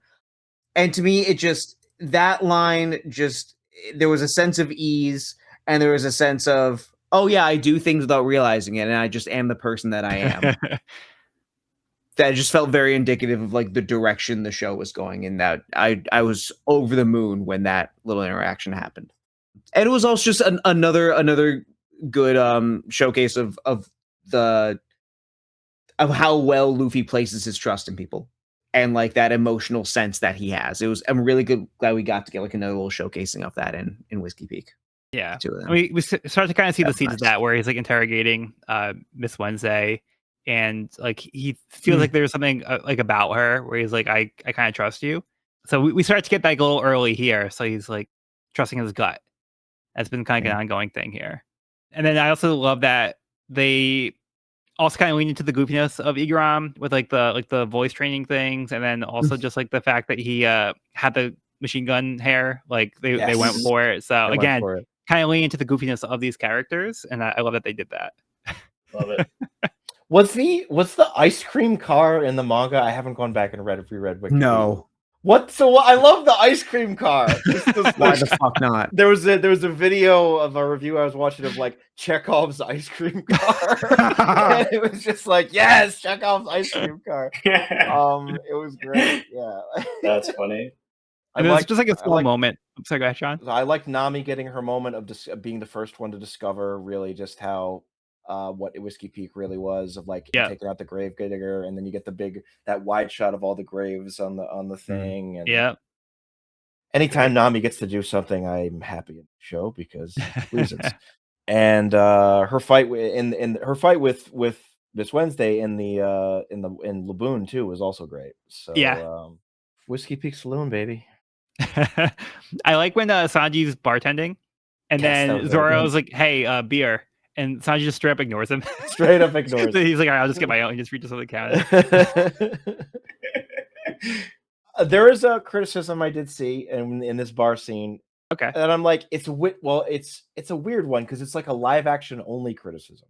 How do we feel about Usopp agreeing to go with Sanji to presumably have sex with these two women when he seems dedicated to Kaya in the show? That was a bit weird, but I kind of just rolled with it. But I did see some people being like, it's kind of weird because he has that phone call with Kaya too. Where he's like, heading off to the Grand Line, Kaya. Yeah, Sanji, I'll have sex with these two women with you. Like Kaya who? Kaya who? But like, I don't know. It was a really funny scene though of Sanji being Yeah. like, "To women, you don't fucking say no." And I also saw some people like, "How did Sanji get tied up like that?" He agreed to that. Oh yeah, They he was led- He into it. agreed to that. They led with, "So we're just gonna," and Usopp was just like, "This seems like a bad idea." Before he realized that he was tied up too. Yeah, Nothing I mean, I happened, think but- it's I was fine valid. with it. Just being a wingman. He's being a That's wing. yeah. Yeah, because at first he he didn't was really just going want along with to. Sanji. Yeah. To be honestly, that's honest, what I I'm would- surprised Sanji didn't just be like, we don't need to bring him. He's fine. Yeah, that was the bigger surprise. Was like, no, I can handle both of you. Yeah, Sorry, Cody, what were you saying? I was just gonna say I do like the fact like it was Sanji's horniness that got him into trouble.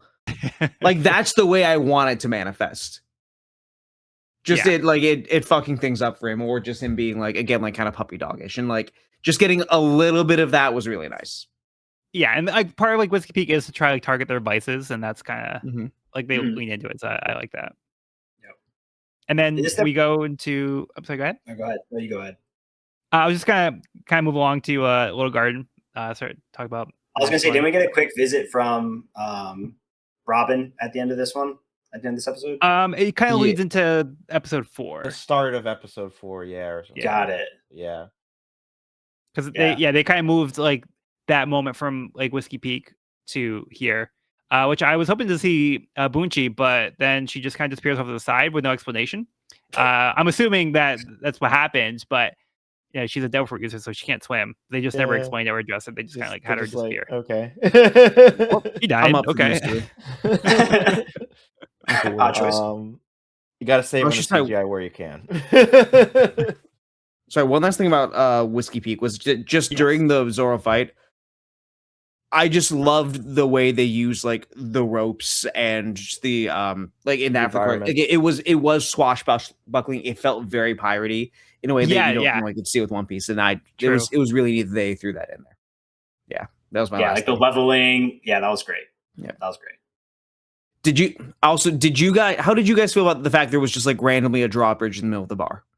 I was talking to Rachel afterwards. She was like, does anyone else find that a little weird that it was there? I'm like, my suspension of disbelief, it's at this point, anything can be anywhere in One Piece Pirates. for me. Yeah. Pirate bar. Pirate bar. They love pirates here. Yeah. But I like the way they used it a lot. So we go to Little Garden, and I think it's there's like a funny line at towards the beginning when they start to explore the island, and Nami makes a comment about how the plants are this plant is supposed to be extinct, and he sniffs it. He's like, "Sounds pretty good." So he thinks that she says they're supposed to stink, but Oh, I didn't even notice that. That's Yeah. funny, yeah. That's funny. But then she has like this kind of nice moment where she's talking to Vivi, and she says that she trusts Luffy, and he has like this quality that you don't know how to describe it, but like you know it when you see it, kind of deal. And like Vivi hasn't really experienced that quite yet, but she's going to start to experience that as things go on. But it's nice to see Nami acknowledging that, because we saw where Nami came from, and she like learned to trust Luffy, and we're going to see that throughout the rest of the season 2 about her just trusting Luffy to to take care of the situation. So it's nice to kind of see like that being brought up here, and Nami explaining that and vocalizing that. Agreed. Getting into Little Garden stuff, I kind of want to jump in. This is kind of a two-parter. Go One, for it. how do we feel about Brogy being the one being like downed by the duel and the beer? It was just like a flip. They like it it was switched. functionally it makes no difference in the Right. grand scheme of things. It was just kind of, I feel like it was just like, oh, you thought it was going to be Dory like in the manga. No, we did Brogy. Yeah. I also, for a terrifying like 5 minutes, thought they were actually killed off Brogy. Did anyone I else? thought so react? too. Yeah. Yeah, And I was I'm like, right there with you. That seems weird. But nope, then he but Yeah. I was, for a terrifying first 5 through and minutes, through. I really thought like wow. See, Okay. they're doing a reverse One Piece where they're making you they kill these other people off to make you think that they're going to kill off a character they can't Yep. kill off. Yeah. So they're messing with the audience, because like, oh, you think we can't kill him, but we will. Yeah. But yeah, it did throw me off, and like you said, it doesn't really change anything. It's kind of like a weird decision to make, to just reverse it. But Yeah. like you said, it doesn't have a big impact on anything. It's just they decided to just do it a little differently, I guess. I guess so, yeah. maybe the butterfly's wing just flapped one time differently this time. I guess so. Were they paired up the same way in the manga? It was like Usopp comes in to contact with Brogy. Yeah, and that's the same. Maybe And that's Luffy why, meets because it's like Usopp has this moment in this chapter, and part of it is speaking with Brogy after he's been downed, and they already had that. Like they built the connection in the live action. Yeah. And like I don't know, I mean, like this whole arc obviously is like very much an Usopp arc, and I think throughout this season, it's nice getting to see Usopp kind of developing as a character. Like we see him picking up his goggles in the first, and now he's, you know, establishing his dream in this episode, and yeah, loving it. Yeah, I think Jacob Romero has this great moment where he's talking to Brogy in the cave, where at first he's like kind of like scared because he's like talking about like his axe or something like that, and then he's like, "What?" And then he kind of like a moment where he tries to act braver and he makes his voice deeper and he tries to sound more courageous and he tries to project more. So I really like how he kind of tried to be more confident. So it's cool how he's trying to be like, "Oh, I'm a brave warrior too," and I like the way that Jacob Romero really played that scene. Jacob Romero, absolutely. So Crushed it. So we can get into this more. I don't know if this is the right time to say this or not, but like, Sure. I think, and I want to say this, Anaki Godoy still absolutely destroyed it. I think he was the weakest link of the cast this season, and he was still like an 8.5 out of 10. And that's kind of just of how difficult the character that Luffy is to portray. It's really not his fault so much as it is like you have to play a high energy shonen protagonist in live action. And that's not, you can't 1-to-1 that usually as well. No. So, and Jacob Romero just absolutely killed. I think him and it's him and Sanji, or like maybe my top, then Emily Rudd right below that, and then I don't know, but yeah, it was Jacob Romero absolutely killed it. I loved all his I love his moments in Drum Island. We'll get to or something, but like, yeah, he absolutely killed it. Yeah, and it's like it's such an interesting balance because Usopp is such a dramatic and eccentric character in the manga and the anime, but Jacob Romero is able to kind of capture like that scary catness without feeling too over the top, feeling like too goofy. Like he tones it down in a way, but it still feels like Usopp, and like he kind of has like almost like a sometimes a little suave, like when how he's trying to like play things off. So he's kind of got that element. But then, like, you know, there's like the moment where he's trying to play dead on the ship when Brogy tries to grab him. Can't eat me if I'm already dead.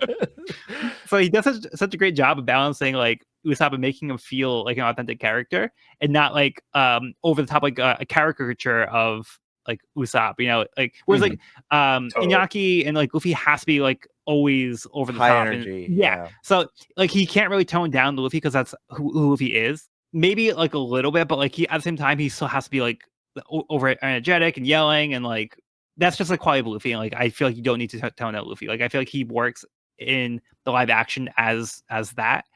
But a lot of the other characters are more toned down in a way that makes them less cartoony, but like more believable as like real people. So it's cool to see like that balance that they've been able to strike with the cast. Absolutely. So David Asmalcian, phenomenal. We could talk more about him, but also Mr. Five, Miss Valentine, Miss Golden Week, phenomenal. How do we feel about Miss Golden Week in particular being turned into way more of like a serial killer? She's like sadistic. She's like terrifying. Like I didn't know that the actress who plays her also played like the stage musical Beetlejuice Lydia. She's Lydia, yeah. Yeah, and she channels that real. Yeah, look up some her in costume as Lydia. Huh. She looks great. Yeah, it's great. Crazy.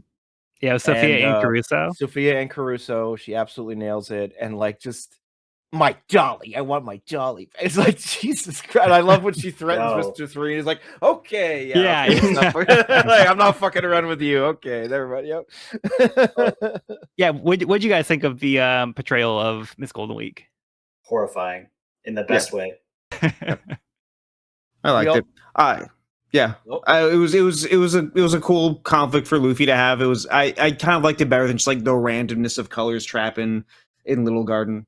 It wasn't necessarily my favorite thing about Little Garden, like it, and not that it was a bad thing. Just like I just like the Usopp stuff even more. I just like Dory and Brogy even more, like Mr. 3 even more. But I thought it was a serviceable way to do the character for the live action. It worked. Yeah, it worked really well. Yeah, it really worked for me. Like, yeah, the character is very different from the manga, whereas I feel like in the manga she's just kind of like very She's like a chill, calm low little key. girl all the Yeah, time. Yeah, it's kind of like she's not really phased by things. and I do love the jokes in the manga. I can't remember. Again, I should have reread these goddamn chapters. But I mean, that was a while isn't ago. there like Yeah. several panels of like they cut to Luffy and he's like the tea is fine or something? Yeah, Is there, yeah, like, there's yeah. and like we sort of get that when she stabs him in the leg and is like, "Tell Yeah. me how the tea is." And like, the tea is fine. But I really did love those. It doesn't translate though. It doesn't really translate as it does in comic form of those cut to panel of Luffy just sitting there calmly. Tea is fine. Yeah, but I do really love this portrayal. It's a little bit of a different take, but it works really well for me. And it's interesting the way that they decided to use the color trap. So instead of like them being all used on Luffy, it was kind of interesting to see them use it on other characters. So it's like kind of spreading it out a little bit. So it didn't feel like, oh, Luffy's just getting like all of them. It was a way to kind of like introduce it and have other characters be affected. So I thought that was pretty clever. And they also specified that she has special paint that has hypnotic qualities. So it also kind of lends to the believability of something that's like very fantastical in this kind of like world is very unbelievable. But because people think of Miss Golden Week, sometimes they forget she doesn't actually have a devil fruit because like it seems like for all we know, it's just magic. Like it's just no, which is the in canon universe is hypnotism. Yeah, which they say it's still a form of hypnotism here, but it's like they're saying the paint has this quality. It could be like something that goes through their skin through or the something. skin. That's they say it absorbed through the skin specifically. Right, exactly. So it's like it kind of give like an explanation to maybe help sell it more to audiences. So I think it works. And it can also backfire because it's not a devil fruit. It's not something she like controls. It's like it's outside of her. Her breakdown scene was really well acted too. Yeah, that was also horrifying. Also horrifying. Yes. Yeah. Like the screaming. Yeah. That was rough. I think visually they did a really good job with like the painting of the symbol and like the eyes kind of flashing that color. I loved apathetic Nami. Oh yeah, she was so funny. So funny. I wish I had a puppy right now or something. Oh yeah, it was like that cat, like the cat. The cat. Like, I want to pet that cat. It's whatever. And then like laughing Zoro too, or something of Oh, and then when Usopp gets knocked down, she's like, "Bye, Usopp." Bye, Usopp. Yeah, that was all really funny. Oh, and we also while we're still in Little Garden and Vivi, we know Karoo in the feathers, but we get a mention of Karoo, and it's like basically guaranteed we're seeing him next season. I think we'll see him next season. Yeah, I think we'll get the whole squad next season. And I also think some people, this is again, I'm taking other people's opinions and I'm just absorbing them into my own being because I agree with them. But I saw some people being like, it makes more sense if she's trying to go undercover. Should I bring the Alabastan native duck with me? I'm definitely not the escaped princess. Like, this is my native Alabastan duck. Like, so it makes more sense for her to not have Karoo in a way. But yeah, agreed. Plus, he's safe at home. He's not going safe to at home. He's not yet. Just chilling. Can't wait to see Karoo. Karoo. Also, while we're still on Little Garden, I think the depiction of the giants was so good, like so believable, and just really well done. It felt believable. Yeah. I wonder how they shot it. Like, I'm really curious how they like perspective tricks and right. It felt like, more like perspective tricks than like CGI or editing. Like, it felt like they were. I'm sure there was a bit of both, but so there's some great behind the snes videos on YouTube right now, and like I think Netflix just put something out too. Actually, yeah, I haven't watched it yet though. But I highly recommend specifically, I'll just say this now, there's a video about the costume design from this one woman on the In Style channel. Like look up One Piece costume design season 2 or something, and she goes over all the costumes in depth and like close up, and it's like there's all these little Easter eggs that are just phenomenal in there. Like nice shows. So I highly recommend that. And the fact that all the costumes they wore, particularly the straw hats, are all either from the manga or from the color. What are they called? Color spreads or color walks. Yeah, including covers, the shirt. The shirt that Sanji wears on Little Garden is from a color walk, and it's from a like tiny little image of him in a color walk. It's red with black splashes, and it's like this tiny little image they use as a reference, and it's like that's cool. crazy. Nice. Cool. Yeah. We talked about the things that McCann fought for, but Emily Rudd specifically fought for like I think the mini skirt and Little Garden, like certain outfits. She's like, no, it has to be like the one. Nice. It has to be the one that was in the manga, please. Yeah. It's like I always wanted to wear that outfit. Yeah, no, yep. I respect that. I like that the actors are advocating for themselves and also the characters. So I like that they're trying to make sure that it's being done right and that the production is, going along with it too, where it makes sense. So I'm not sure what didn't or didn't make it, but I do like that. They want to do these characters right, so they're actually trying to make sure it's being done that way. So yeah. And we did have Miss Valentine and Mr. Five introduced, I believe, last episode, but they're more present here. And again, just killing it. So Jazara Jaslyn as Miss Valentine and Camus Johnson as Mr. Five, who I'm familiar with from the CW shows. Oh, really? So, yeah. What was he on? It was cool seeing him. He was in Batwoman. But yeah, I believe he played Lucius Fox. Or is it... Oh, okay. Or is it Luke? Oh, So it was Luke Fox. Yeah, Luke Fox. There's a line of when Zoro makes fun of his he says something to the effect of like having a power that doesn't require boogers or something, and like and Mr. Five's like, hey. Yeah, I love his the way he does the voice and everything. He's kind of got like that cool guy look with the outfit and the shades. You could wear a shirt, right? No, it would ruin my look. Yeah. The 5 tattoo. The 5 tattoo. I gotta stay branding. Like, imagine if he ever got promoted to like Mr. 4 though, and he's like, oh, shit. I guess that's what I'm saying about like all Baroque works. They have like these very permanent like number things that they put on themselves, and then it's like, well, I guess you're locked to that number forever then. Yeah. I hope you really like being Mr. 9, because you have 9 tattoos on your face. Right. Like, yeah, it's and David Dastmalchian, I love the line of like my associates are so focused on the work that they forget to be Baroque. Yeah. That was really good. Yeah. And also I saw in the behind the scenes that like, because in the original, as in the manga, the wax house is basically just a wax cube. It's very slapdash, whereas in the show it's an elaborate like cottage, and I really like that. That was very nice, and I like that. So they actually kept Vivi, Nami, and Zoro like in that house when they were like locked up at first. Mm-hmm. So I like it the moment when Sanji finds the house. There's like a little fake out where it's like you expect him to find them in the house. Like, no. But then it's like they're not there. So I like that they kind of like set that up. But then we also have the amazing scene where Mr. Sanji Prince fights the Unluckies. Yeah, he fights the So the Unluckies. conversation with Mr. Zero, which was just fantastic. Yeah. I mentioned this with Cody. One detail I really liked is that they specified that they're using an effect to disguise their voices. So it makes sense that Mr. Zero wouldn't know that he wasn't talking to Mr. 3 because like it wouldn't be his voice he'd be hearing anyway. Mm-hmm. So I like that they disguise the voices, and that was a nice way to explain why he thought he was talking to Mr. 3. Welcome to the shitty restaurant. Yeah. And then later we actually get at the communication station that you talked about with Smoker and Tashigi, they hear that recording, but the voices aren't masked anymore. So you can actually hear the actual voices. And that's where they figure out themselves who like Mr. Zero might be. Yeah.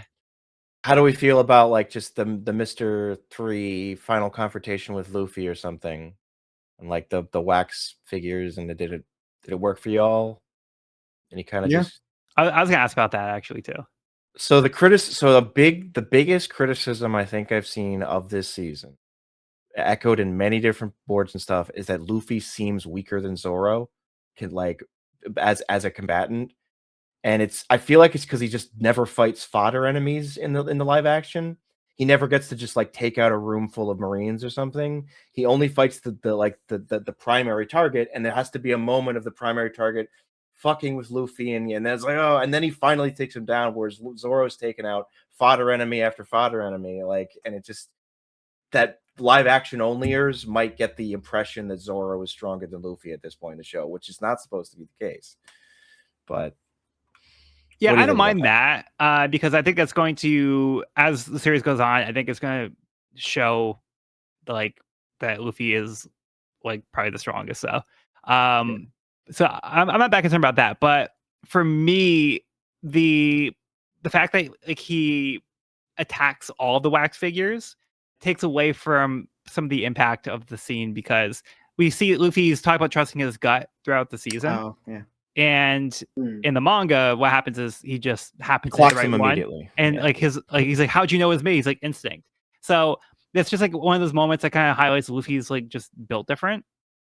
And in this case, it's like, oh well, he's just attacking everything and he's still not hitting him. So he's just like, I kind of makes sense, but like it also kind of takes away from like something that I feel like could have been built up a little bit more, and it would have been more impactful if he was able to just kind of hit him. But that's just my complaint. I don't know if you guys had if you guys don't mind that. I think I kind of agree. That's a good point. It's my overall thing is like I do wish Luffy had just been shown to be a bit stronger at times, because he seems like it's, I don't know, but the other criticism, we're dipping into the later arcs here too, but it's like he handles Wapol in like the manga very easily, whereas in the show it's a much more of a struggle, a long-term fight of like Wapol's actually holding his own, whereas like in the manga, if Luffy actually gets his hands on Wapol, he basically one-shots him. But like we're in here, he's like doing the whole like holding in the mouth thing, and oh, I gotta do this. We'll get there. I don't know.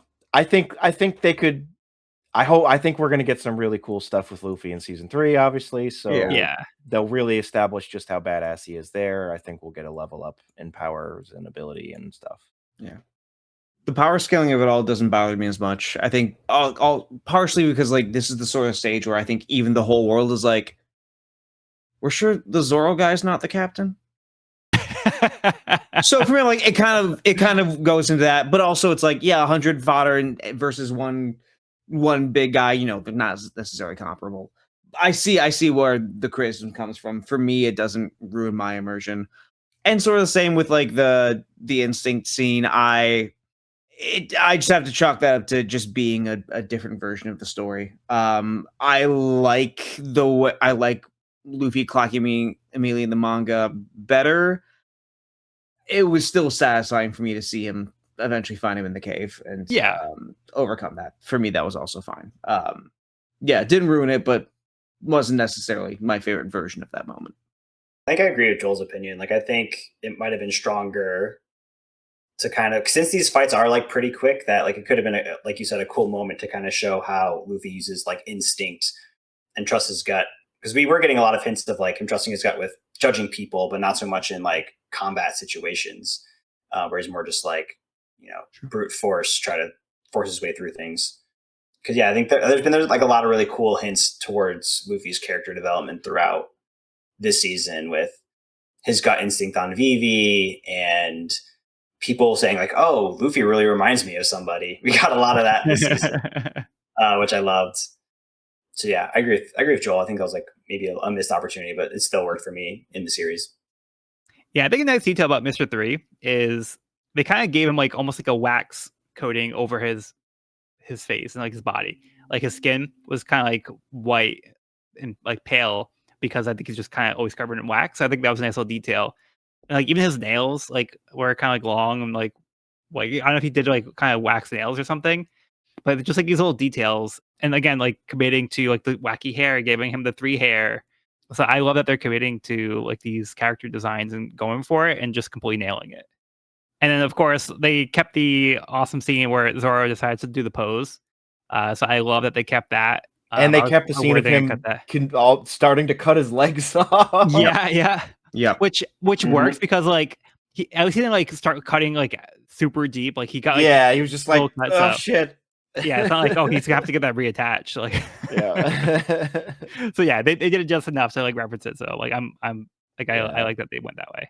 Really cool that they did the Hakoku sovereignty with Dorim Brogy. They also went for that, and I thought the scene went a little quick.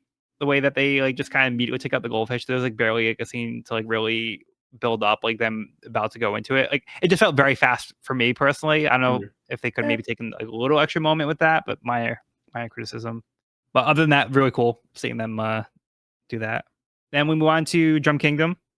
Drum Kingdom opens really well with the previous episode with Nami collapsing and stuff, and then I love the scene of her, and again, it feeds into the Sanji. I can't deny it feeds into the Sanji shipping a bit of like, oh, he's taking care of her, and it's like, Yeah. Nami, you've been out for 4 days. We're so concerned about you.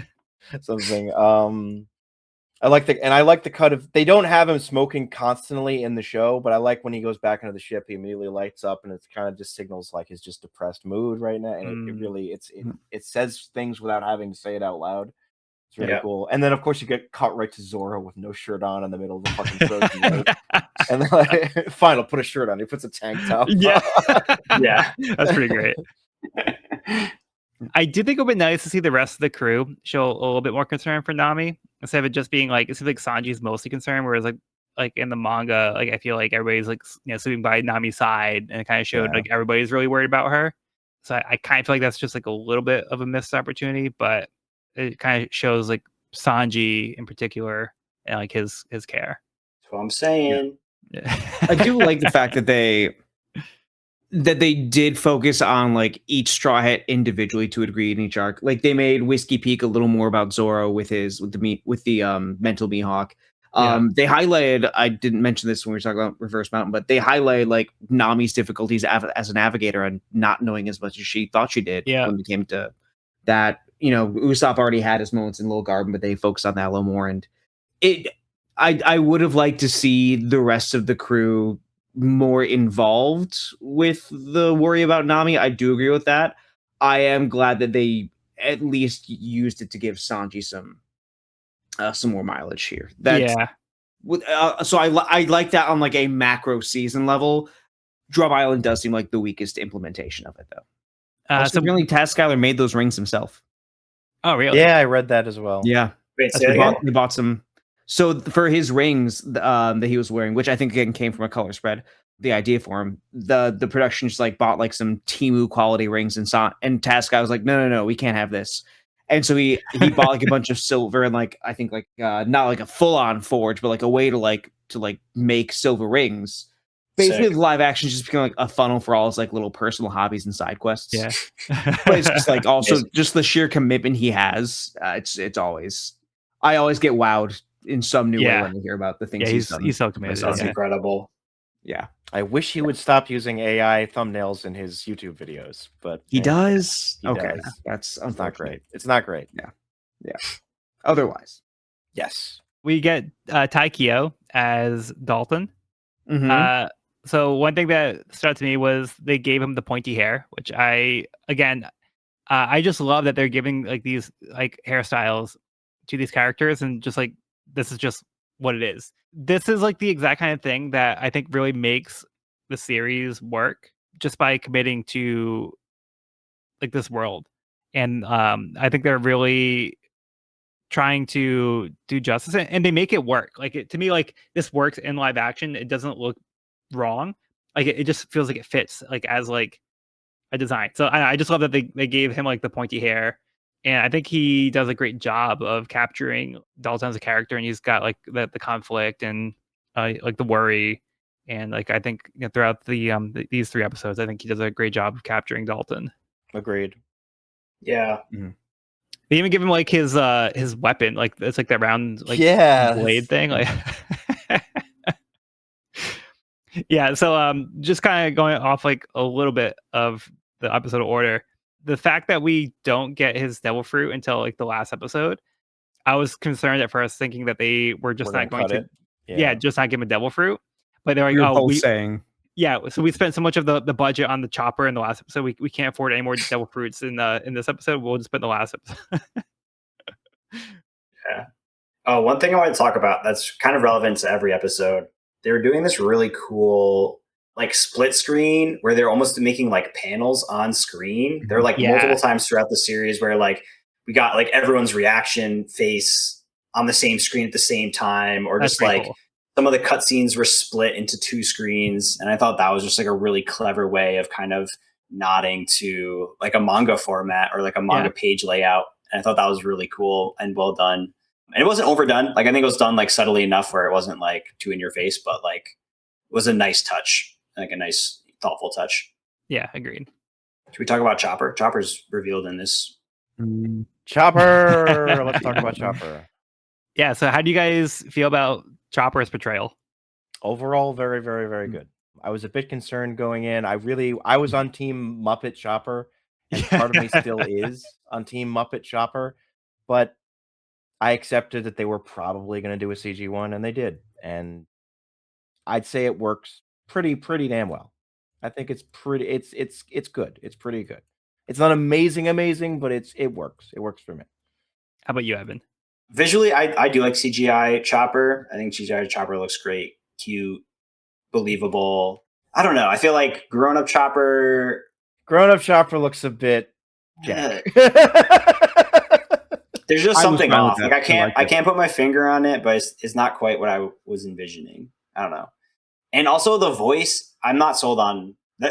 Like, I think the casting's been incredible for every single character, but the voice acting for Chopper, like, it's not bad. It just doesn't land for me yet. Maybe it'll grow on me, but like, I'm just not. I don't know. Yeah, so we have Michaela Hoover as Chopper. Mhm. Yeah, and it's nothing against like the act. I don't know. I guess it's just like what I was envisioning didn't quite line up with the live action. And this was one of the few things that was spoiled for me before going into the season. Like I tried to avoid trailers or any kind of spoilers before watching the series, but I did see the Chopper reveal. Yeah. And I also didn't love the voice that in that moment, like my very first impression of Chopper, didn't love the direction of the voice acting. But maybe it'll grow on me. I'm still open to it. Like otherwise, I think visually, I was happy with Chopper's portrayal, and I'm enjoying Chopper's character so far. How about you, Cody?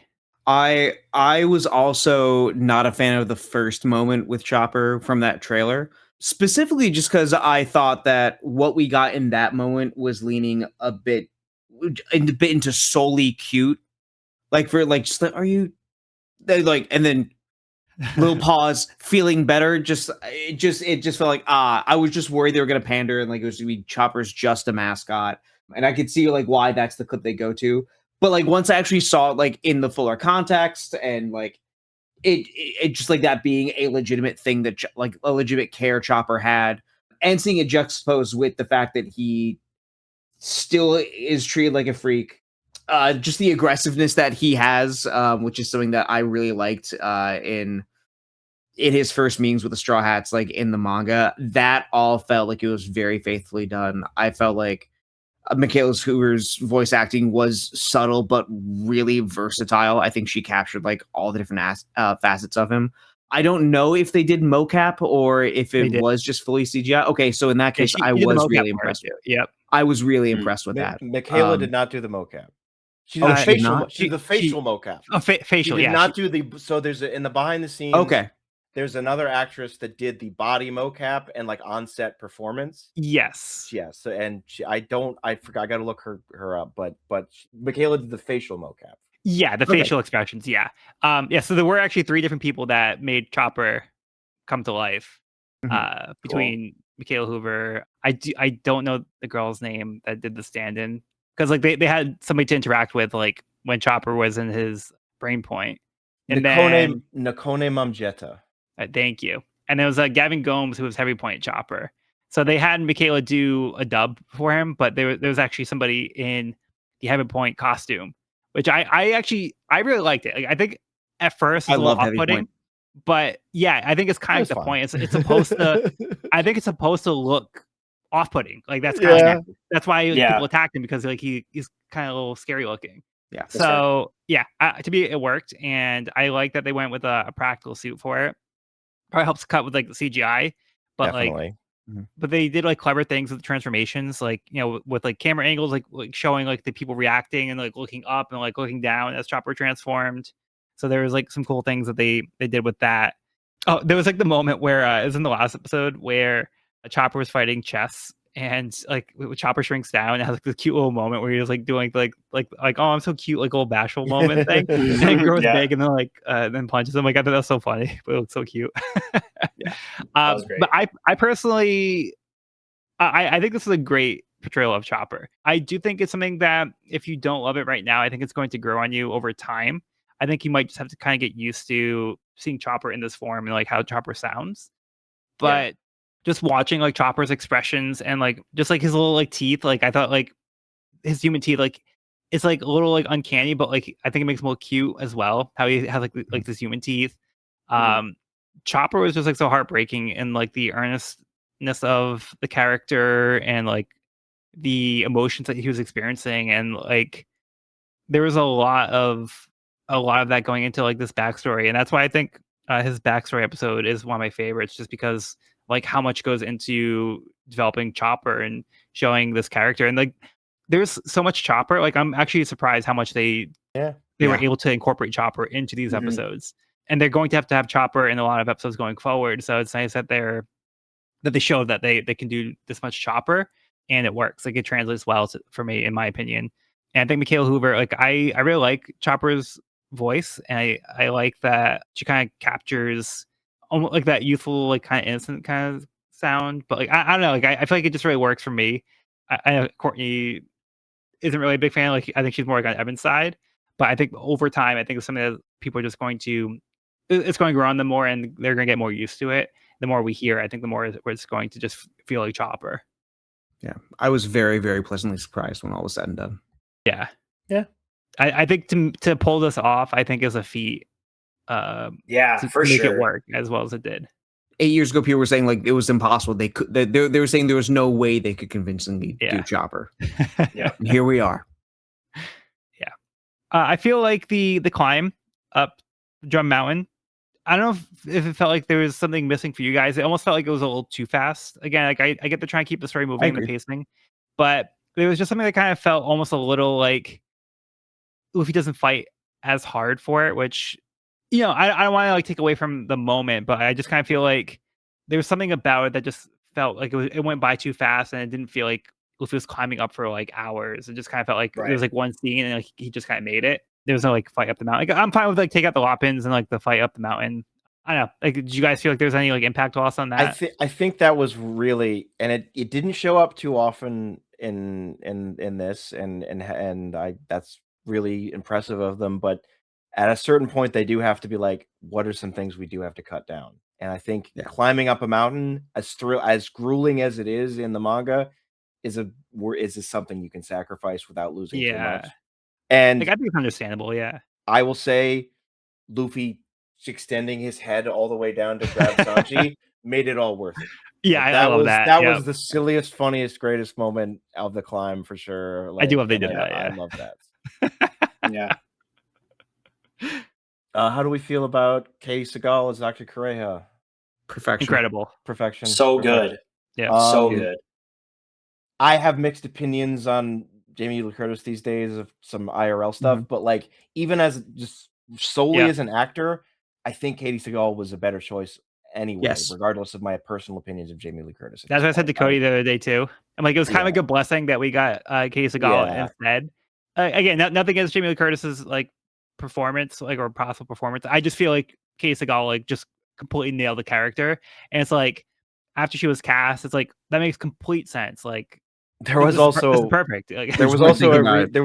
there was a media thing of Jamie Lee Curtis being asked about this recently, and she praised Katie Seagal. I mean, she's yeah, like, she's I think phenomenal, they're and all she, your friends. and Yeah. she also oh, did you see this?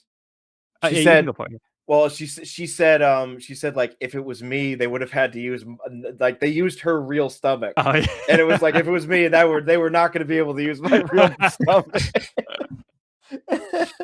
That was funny. Yeah, just like her intro scene with the music coming in, like I thought it was amazing. I A screamed. plus, A The plus, costume or the outfit, I Yeah. mean, so the good. bell bottom legs, the Yeah. it was just Perfect. phenomenal. Yeah, just really captured like the character for sure. Mhm. And we briefly touched on him, but like Mark Hiralek as Dr. Hiralek, Yeah. 10 out of 10, Yep. fantastic. They Yeah, kept his whole both hair, incredible. his wig, his Yep. everything. Love that. They even did they didn't do it to as an extreme in the manga, but they did him stripping down to almost everything. Mhm. Like, I have Yeah. no gun. I He have basically went nothing. down to his underwear, He went to his- which to me actually works a little better. Like I'll take it. I yeah, don't need him it does. I don't need the penis joke. Like, I really don't. Like, yeah, that completely works that way. But the delivery too was just so tender and just so yeah. Every single moment he played, Yeah, he was no notes. just so dropped in. Yeah, like he was actually really giving me like Doc Brown kind of vibes. Yes. which Yeah, for sure. which it completely works for this character, and like I love this portrayal of Hero Luck, and I think he completely nails it. Like all these different sides of Hero Luck, like the wonder and like him like teaching Chopper things, and like them getting into the fights, and like his concern about the doctors, and like the miracle that he experienced. Like there was like so much captured like in this 1 hour. It is incredible that they capture this. Again, I can't commend the casting overall enough. Like I can't say enough. Like the casting is like just perfect for like the entire season. Yeah. And they didn't, which remember back in the early days of the podcast, I'm still to a certain degree not the hugest fan of Dr. Hirolook in the manga, for the sense that he is like a scam artist. Yeah. Directly, like way more. So there was no montage of Chopper and him like scamming a bunch of people in the live action, which makes him way more sympathetic. It seemed like in the live action, he's just like experimenting in his hut the whole time, basically. Like he's not going out and like stealing shit from people and or like giving them fake cures and stuff. So that he makes him more sympathetic to me in the live action and makes me love him more. So that worked for me. So, but yeah. I did like he's like, oh, I think I have something to regrow bones in here. Like, oh, wait, good shot. That was really good. That was really good. I also love the little character design where his hair like perfectly fit, like his hat perfectly fit over his hair. Yeah. And at a few points, it like almost had like a weightlessness to it because it was like hovering on the wig a little bit. And, but the way he like puts the hat onto the hair was like so natural. Like it looked like he's been doing this his whole life. And that's why his hair is the way it is. And that's why his hair looks like because, that. Yeah. But like it looked just natural. Like he was able to like just put his like hat like high enough, and then just went right on. Like yeah, I loved it. Like so cool. Very good. Yeah, and then like the scenes between him and Kreha, like again, like they're kind of bickering. Like they really sold the Frank. Yeah, it was really good. Yeah. This one I think was like impossible not to cry like every time I watched it so far. And then like the scene with like Kreha confronting Chopper after feeding the mushroom, like it's like heartbreaking. And then like Chopper realizing like what he did, and then like that Hiro's not coming back. Yeah, just overall like amazing stuff. And then we have like the amazing speech at the end, like the iconic speech about like when is a man truly die? Yeah, it's forgotten. Yeah, he's like, I lived a marvelous life, and then he goes on his own terms. Yeah, I loved it. Oh god. We got to see, like, I just was always a big fan of the Shinten or something, always holding their hands up like this. Oh, yep. The doctors. We got to see them and doing the hands up pose. Yep. I love that. Yeah, and then we also get Rob Coletti as Wapol. Which I think they really nailed, like the despicable character that he was. Like we had like the scene of the Reverie where he smacked Phoebe, which I was surprised that they kept that in. Like I thought they'd probably cut that out. But like, no, this guy is terrible. He hit this kid. So yeah, it really just kind of shows. And like the way he plays Wapol is like so petulant, but like he captures the character so well. And I love the way that, again, going with the goofy mouth and like the metal and like just, and that's a prosthetic. Yeah. And it works. And it works really well. Yeah. How do we feel? How do we feel about him? Oh, sorry. You go, Cody. I was gonna say it took me some time to get used to like the prosthetic personally. There were times I'm like, okay, like is this? It was distracting at first, but by the time, like after like an episode or a few scenes, I was like, no, this really does work. It still makes him like he's intimidating, but still a little shit. So it worked. Yeah. It worked for me. Yeah. But sorry, you had another. How do we feel about him getting his devil fruit from Baroque Works? It kind of like ties the plots together in a way. I think it works. I think it's fine. Like we don't know how Wapol got his devil fruit, and he's not like doing extra work for Baroque Works. He's just like, you give us your money, we'll give you extra power. And he's like, okay, sure, bye. We're never going to talk again. Like, so it didn't feel like they were like trying to turn him into a secret Baroque Works member or something. It's just right. Like, he did like a side deal on the side to get extra power. It's just kind of showing like Baroque Works has their hand like all over the place. Yep. And it kind of like shows like they're a widespread organization. Yeah, I think it works. Do we want to talk about his power now, though, and how it was depicted, and particularly his abominations? So those things were fucking wild. Yeah. I thought like the Munch fruit wasn't gonna work the way it normally did in the manga, because like I think like Wapol eating himself or like doing all the other weird shit he did. So the house wasn't gonna happen, but I thought that was really cool. I wanted to get Chess Karimo. We don't get Chess Karimo, but we do get Chess Karimo because one of his abominations is basically the two people on it's Zing. basically it. Yeah. So it was crazy. I was like, this is some Cronenberg shit, man. Like, yeah, they basically took that concept and like, how can we make it even more horrifying? How do we just, make this so fucked up? Like, for all we talk about, like the pacing working out, Drum Island, like as it is in the manga, kind of would have felt, if it was done like 1-to-1 the way it was, would have been kind of a weird one to end a season on. But I think using his power to create an army that's taking over this island, I think was a good way to establish it as more of a final threat. So I am a fan of the way they had him use his power in the live action. I think it worked structurally. How about you, Evan? Yeah, I agree. Yeah, the abominations were something else. That was pretty wild. But I think like the way visually his mouth worked for me, the kind of like unfolding of this, like it almost like mechanically unfolded, which was like I thought pretty cool. Yeah, that all worked for me. Yeah, I feel like they built him up to be enough of like a end of the season villain that it worked. Yeah, I do think the Abomination Army was kind of like a cool way to have him use his powers in a way that like kind of fits into this version of One Piece. I didn't expect it, and those things were horrifying, but it was a cool take on the power, and it kind of makes sense based on like what we've already seen before. So I can't really like fault that. But I did kind of feel like some of the impact was lost with the actual Luffy versus Wapple fight, where it was inside, because we have the moment. Because like it's very iconic. Just the fact that it's like inside it felt like a little underwhelming how Luffy was just like on the wall next to the flag, as opposed to like holding it up outside on the tower, protecting the flag. Like, basically, like, Luffy didn't have like that iconic moment where like he's just holding the flag, and to me, it made a difference. Like the intention was there, it just kind of missed the mark a little bit, in my opinion. I think that's my weakest moment of the season. It was just like, let's put the flag up on the wall up there. Yeah, well, nobody can see it. Like, dude, come on. No, we put it on the thing. Come on. The whole pose. And it's like, all right, whatever. Yeah. It just didn't have the impact. It just didn't have the impact that it should have. But I like that they tried to include it. I just wish that it was portrayed better. Yeah. The ending of the Drum Kingdom stuff with the cherry blossoms, I was like, is this a Christmas One Piece episode? It really had it had a full Christmas energy. I swear it did. With the cold and the hoisting up and the music. And I was and then like, Santa's sleigh. The sleigh and all this stuff. And I was like, this is okay. Christmas in March. Christmas. New Christmas tradition. Yeah. Hey kids, gather around the tree. Let's watch these abominations be birthed from this metal man's mouth. You mean Immaculate Conception? Yes. You nailed it. You nailed it. Yeah, what'd you guys think of the actual cherry blossom scene? It was gorgeous. Beautiful. It was lovely. Looking beautiful. That was splendid. And I think it was cool getting the full picture of the island with almost like it almost looked like a giant mushroom, like the magic, like almost symbolic of like the magical cure all mushroom or a tree. That's true.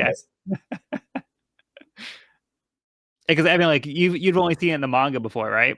So you haven't really seen the what they were seeing, where it's like everything's in pink. Because like when we look at the manga, it's like, oh, everything's white. Right. In the anime, is it supposed to look? Does it look more like a tree? Is that what you're saying? It looks more like this. Yeah, it's very close to the anime. Cool. Yeah, it's got that nice like pink glow, and like I think the snow effect is really cool. And they gave us like the crying Chopper, again, iconic portrayal of Chopper, and the sweet moment of Zoro like holding up Chopper on his shoulder, and everybody kind of comforting Chopper. Cute. And then we get like a reference to the Rumble Balls. Like Chopper has them. Yes, he's like, we didn't see them in action. So. See you next season. Yeah, don't worry, we're gonna do it, just not yet. we gotta get that budget up for next season. It's also in this scene where Kureha mentions the Goldie and the Will of D. Yep. Yeah.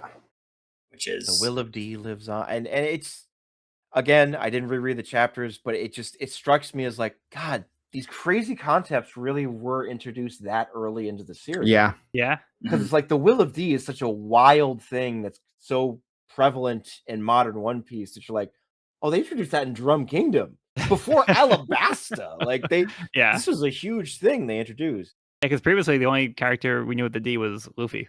Yeah. Now we have the second character. So. And also in this season, we get a lot of reference to the similarities between Goldie Roger and Luffy. Yeah. Crocus mentioning them. I think reminding them of each I other. really like Smoker's scene in the bar where he says like why he hates Gold Roger and what Gold Roger did, and like he's like he brought chaos and so many innocents were caught up in that chaos, and like a metaphor of like creating all these pirates by doing that. And he died, so he doesn't have to live with the chaos he created. And it's like now he's going to seeing like, oh shit, more chaos is going to come from this.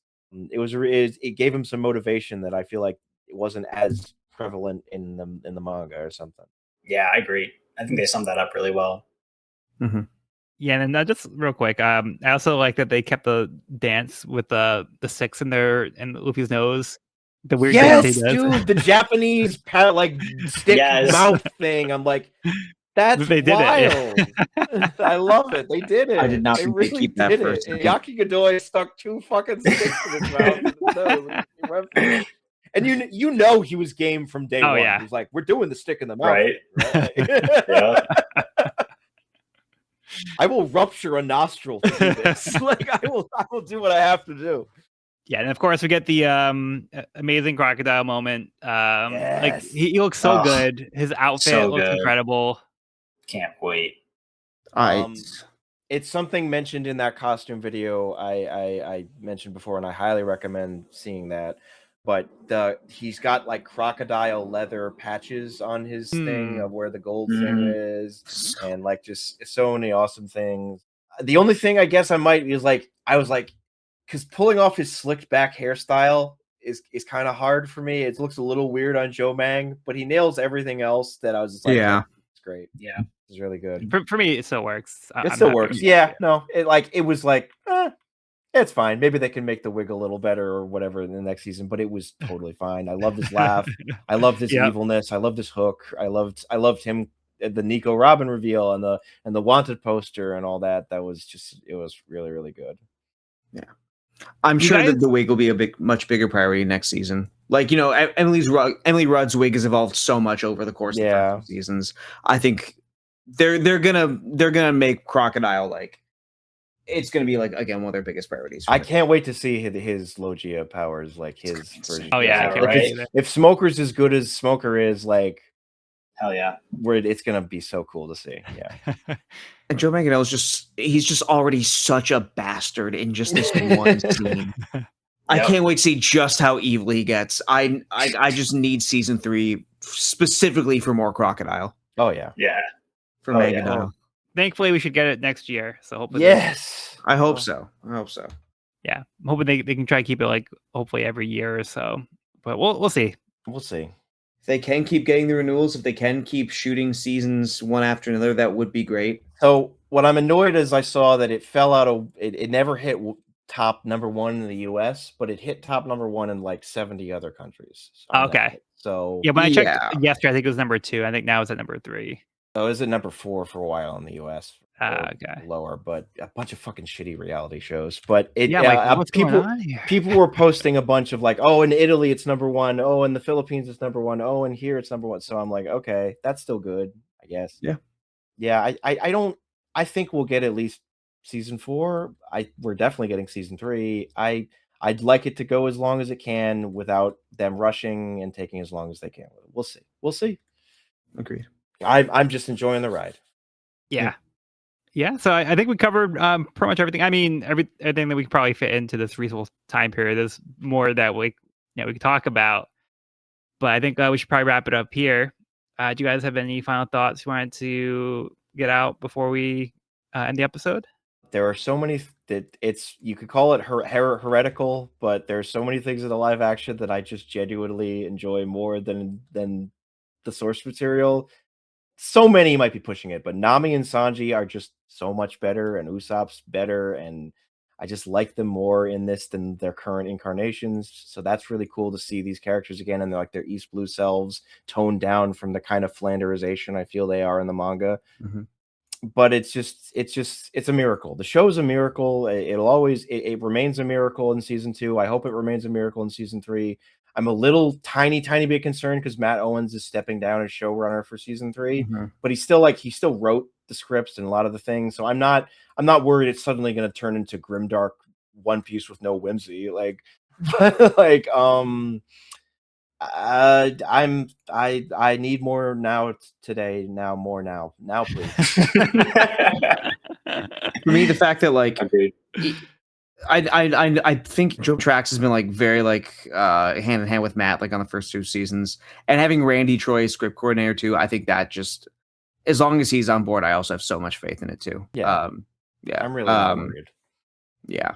I season 2 shattered all my expectations. Again, so consistent with the source material.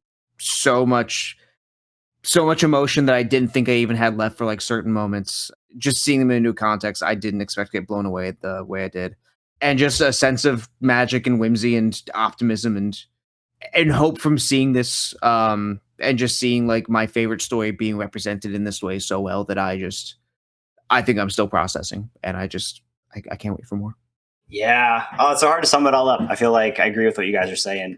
It was such a blast to watch, and I feel like I was, gasping and crying and laughing and just really enjoying this depiction of this story we've been reading for 2 years now. But yeah, I think like you guys said, I think season 2 stepped it up. I think it was a level above the first season, and I just hope that the next season's even better. Yeah, just the fact that we're able to get the series is incredible to me.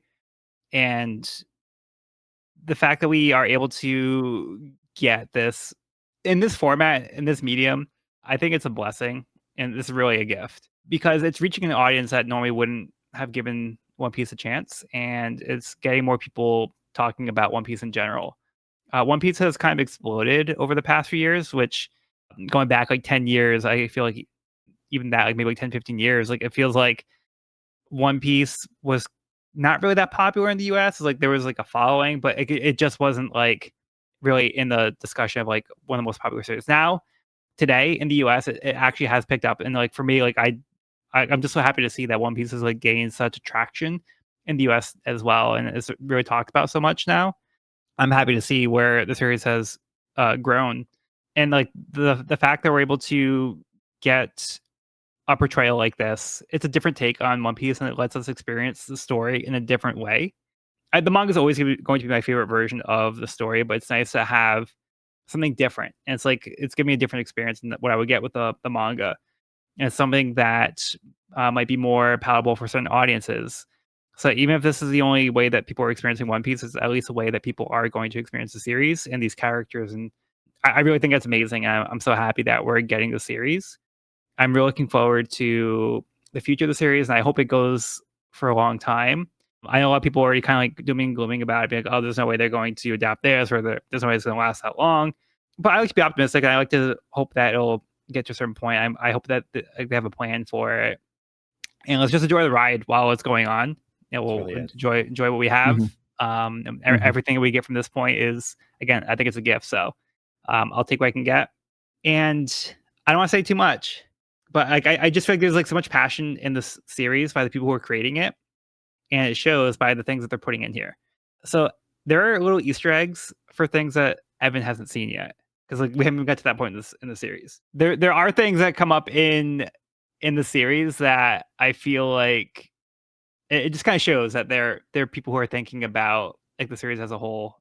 So it's just very exciting that there are people behind the show who are dedicated to making it what it is. So yeah, Oh yeah. I can't praise it enough. All right, but that will conclude this week's episode of the We Are Reading One Piece podcast. You can find this episode where podcasts are found at We Reading One Piece podcast.buzzsprout.com or on YouTube channel at We Reading One Piece. This is a spoiler-free channel to where we record the podcast. If you're new to the series, you can visit the channel there.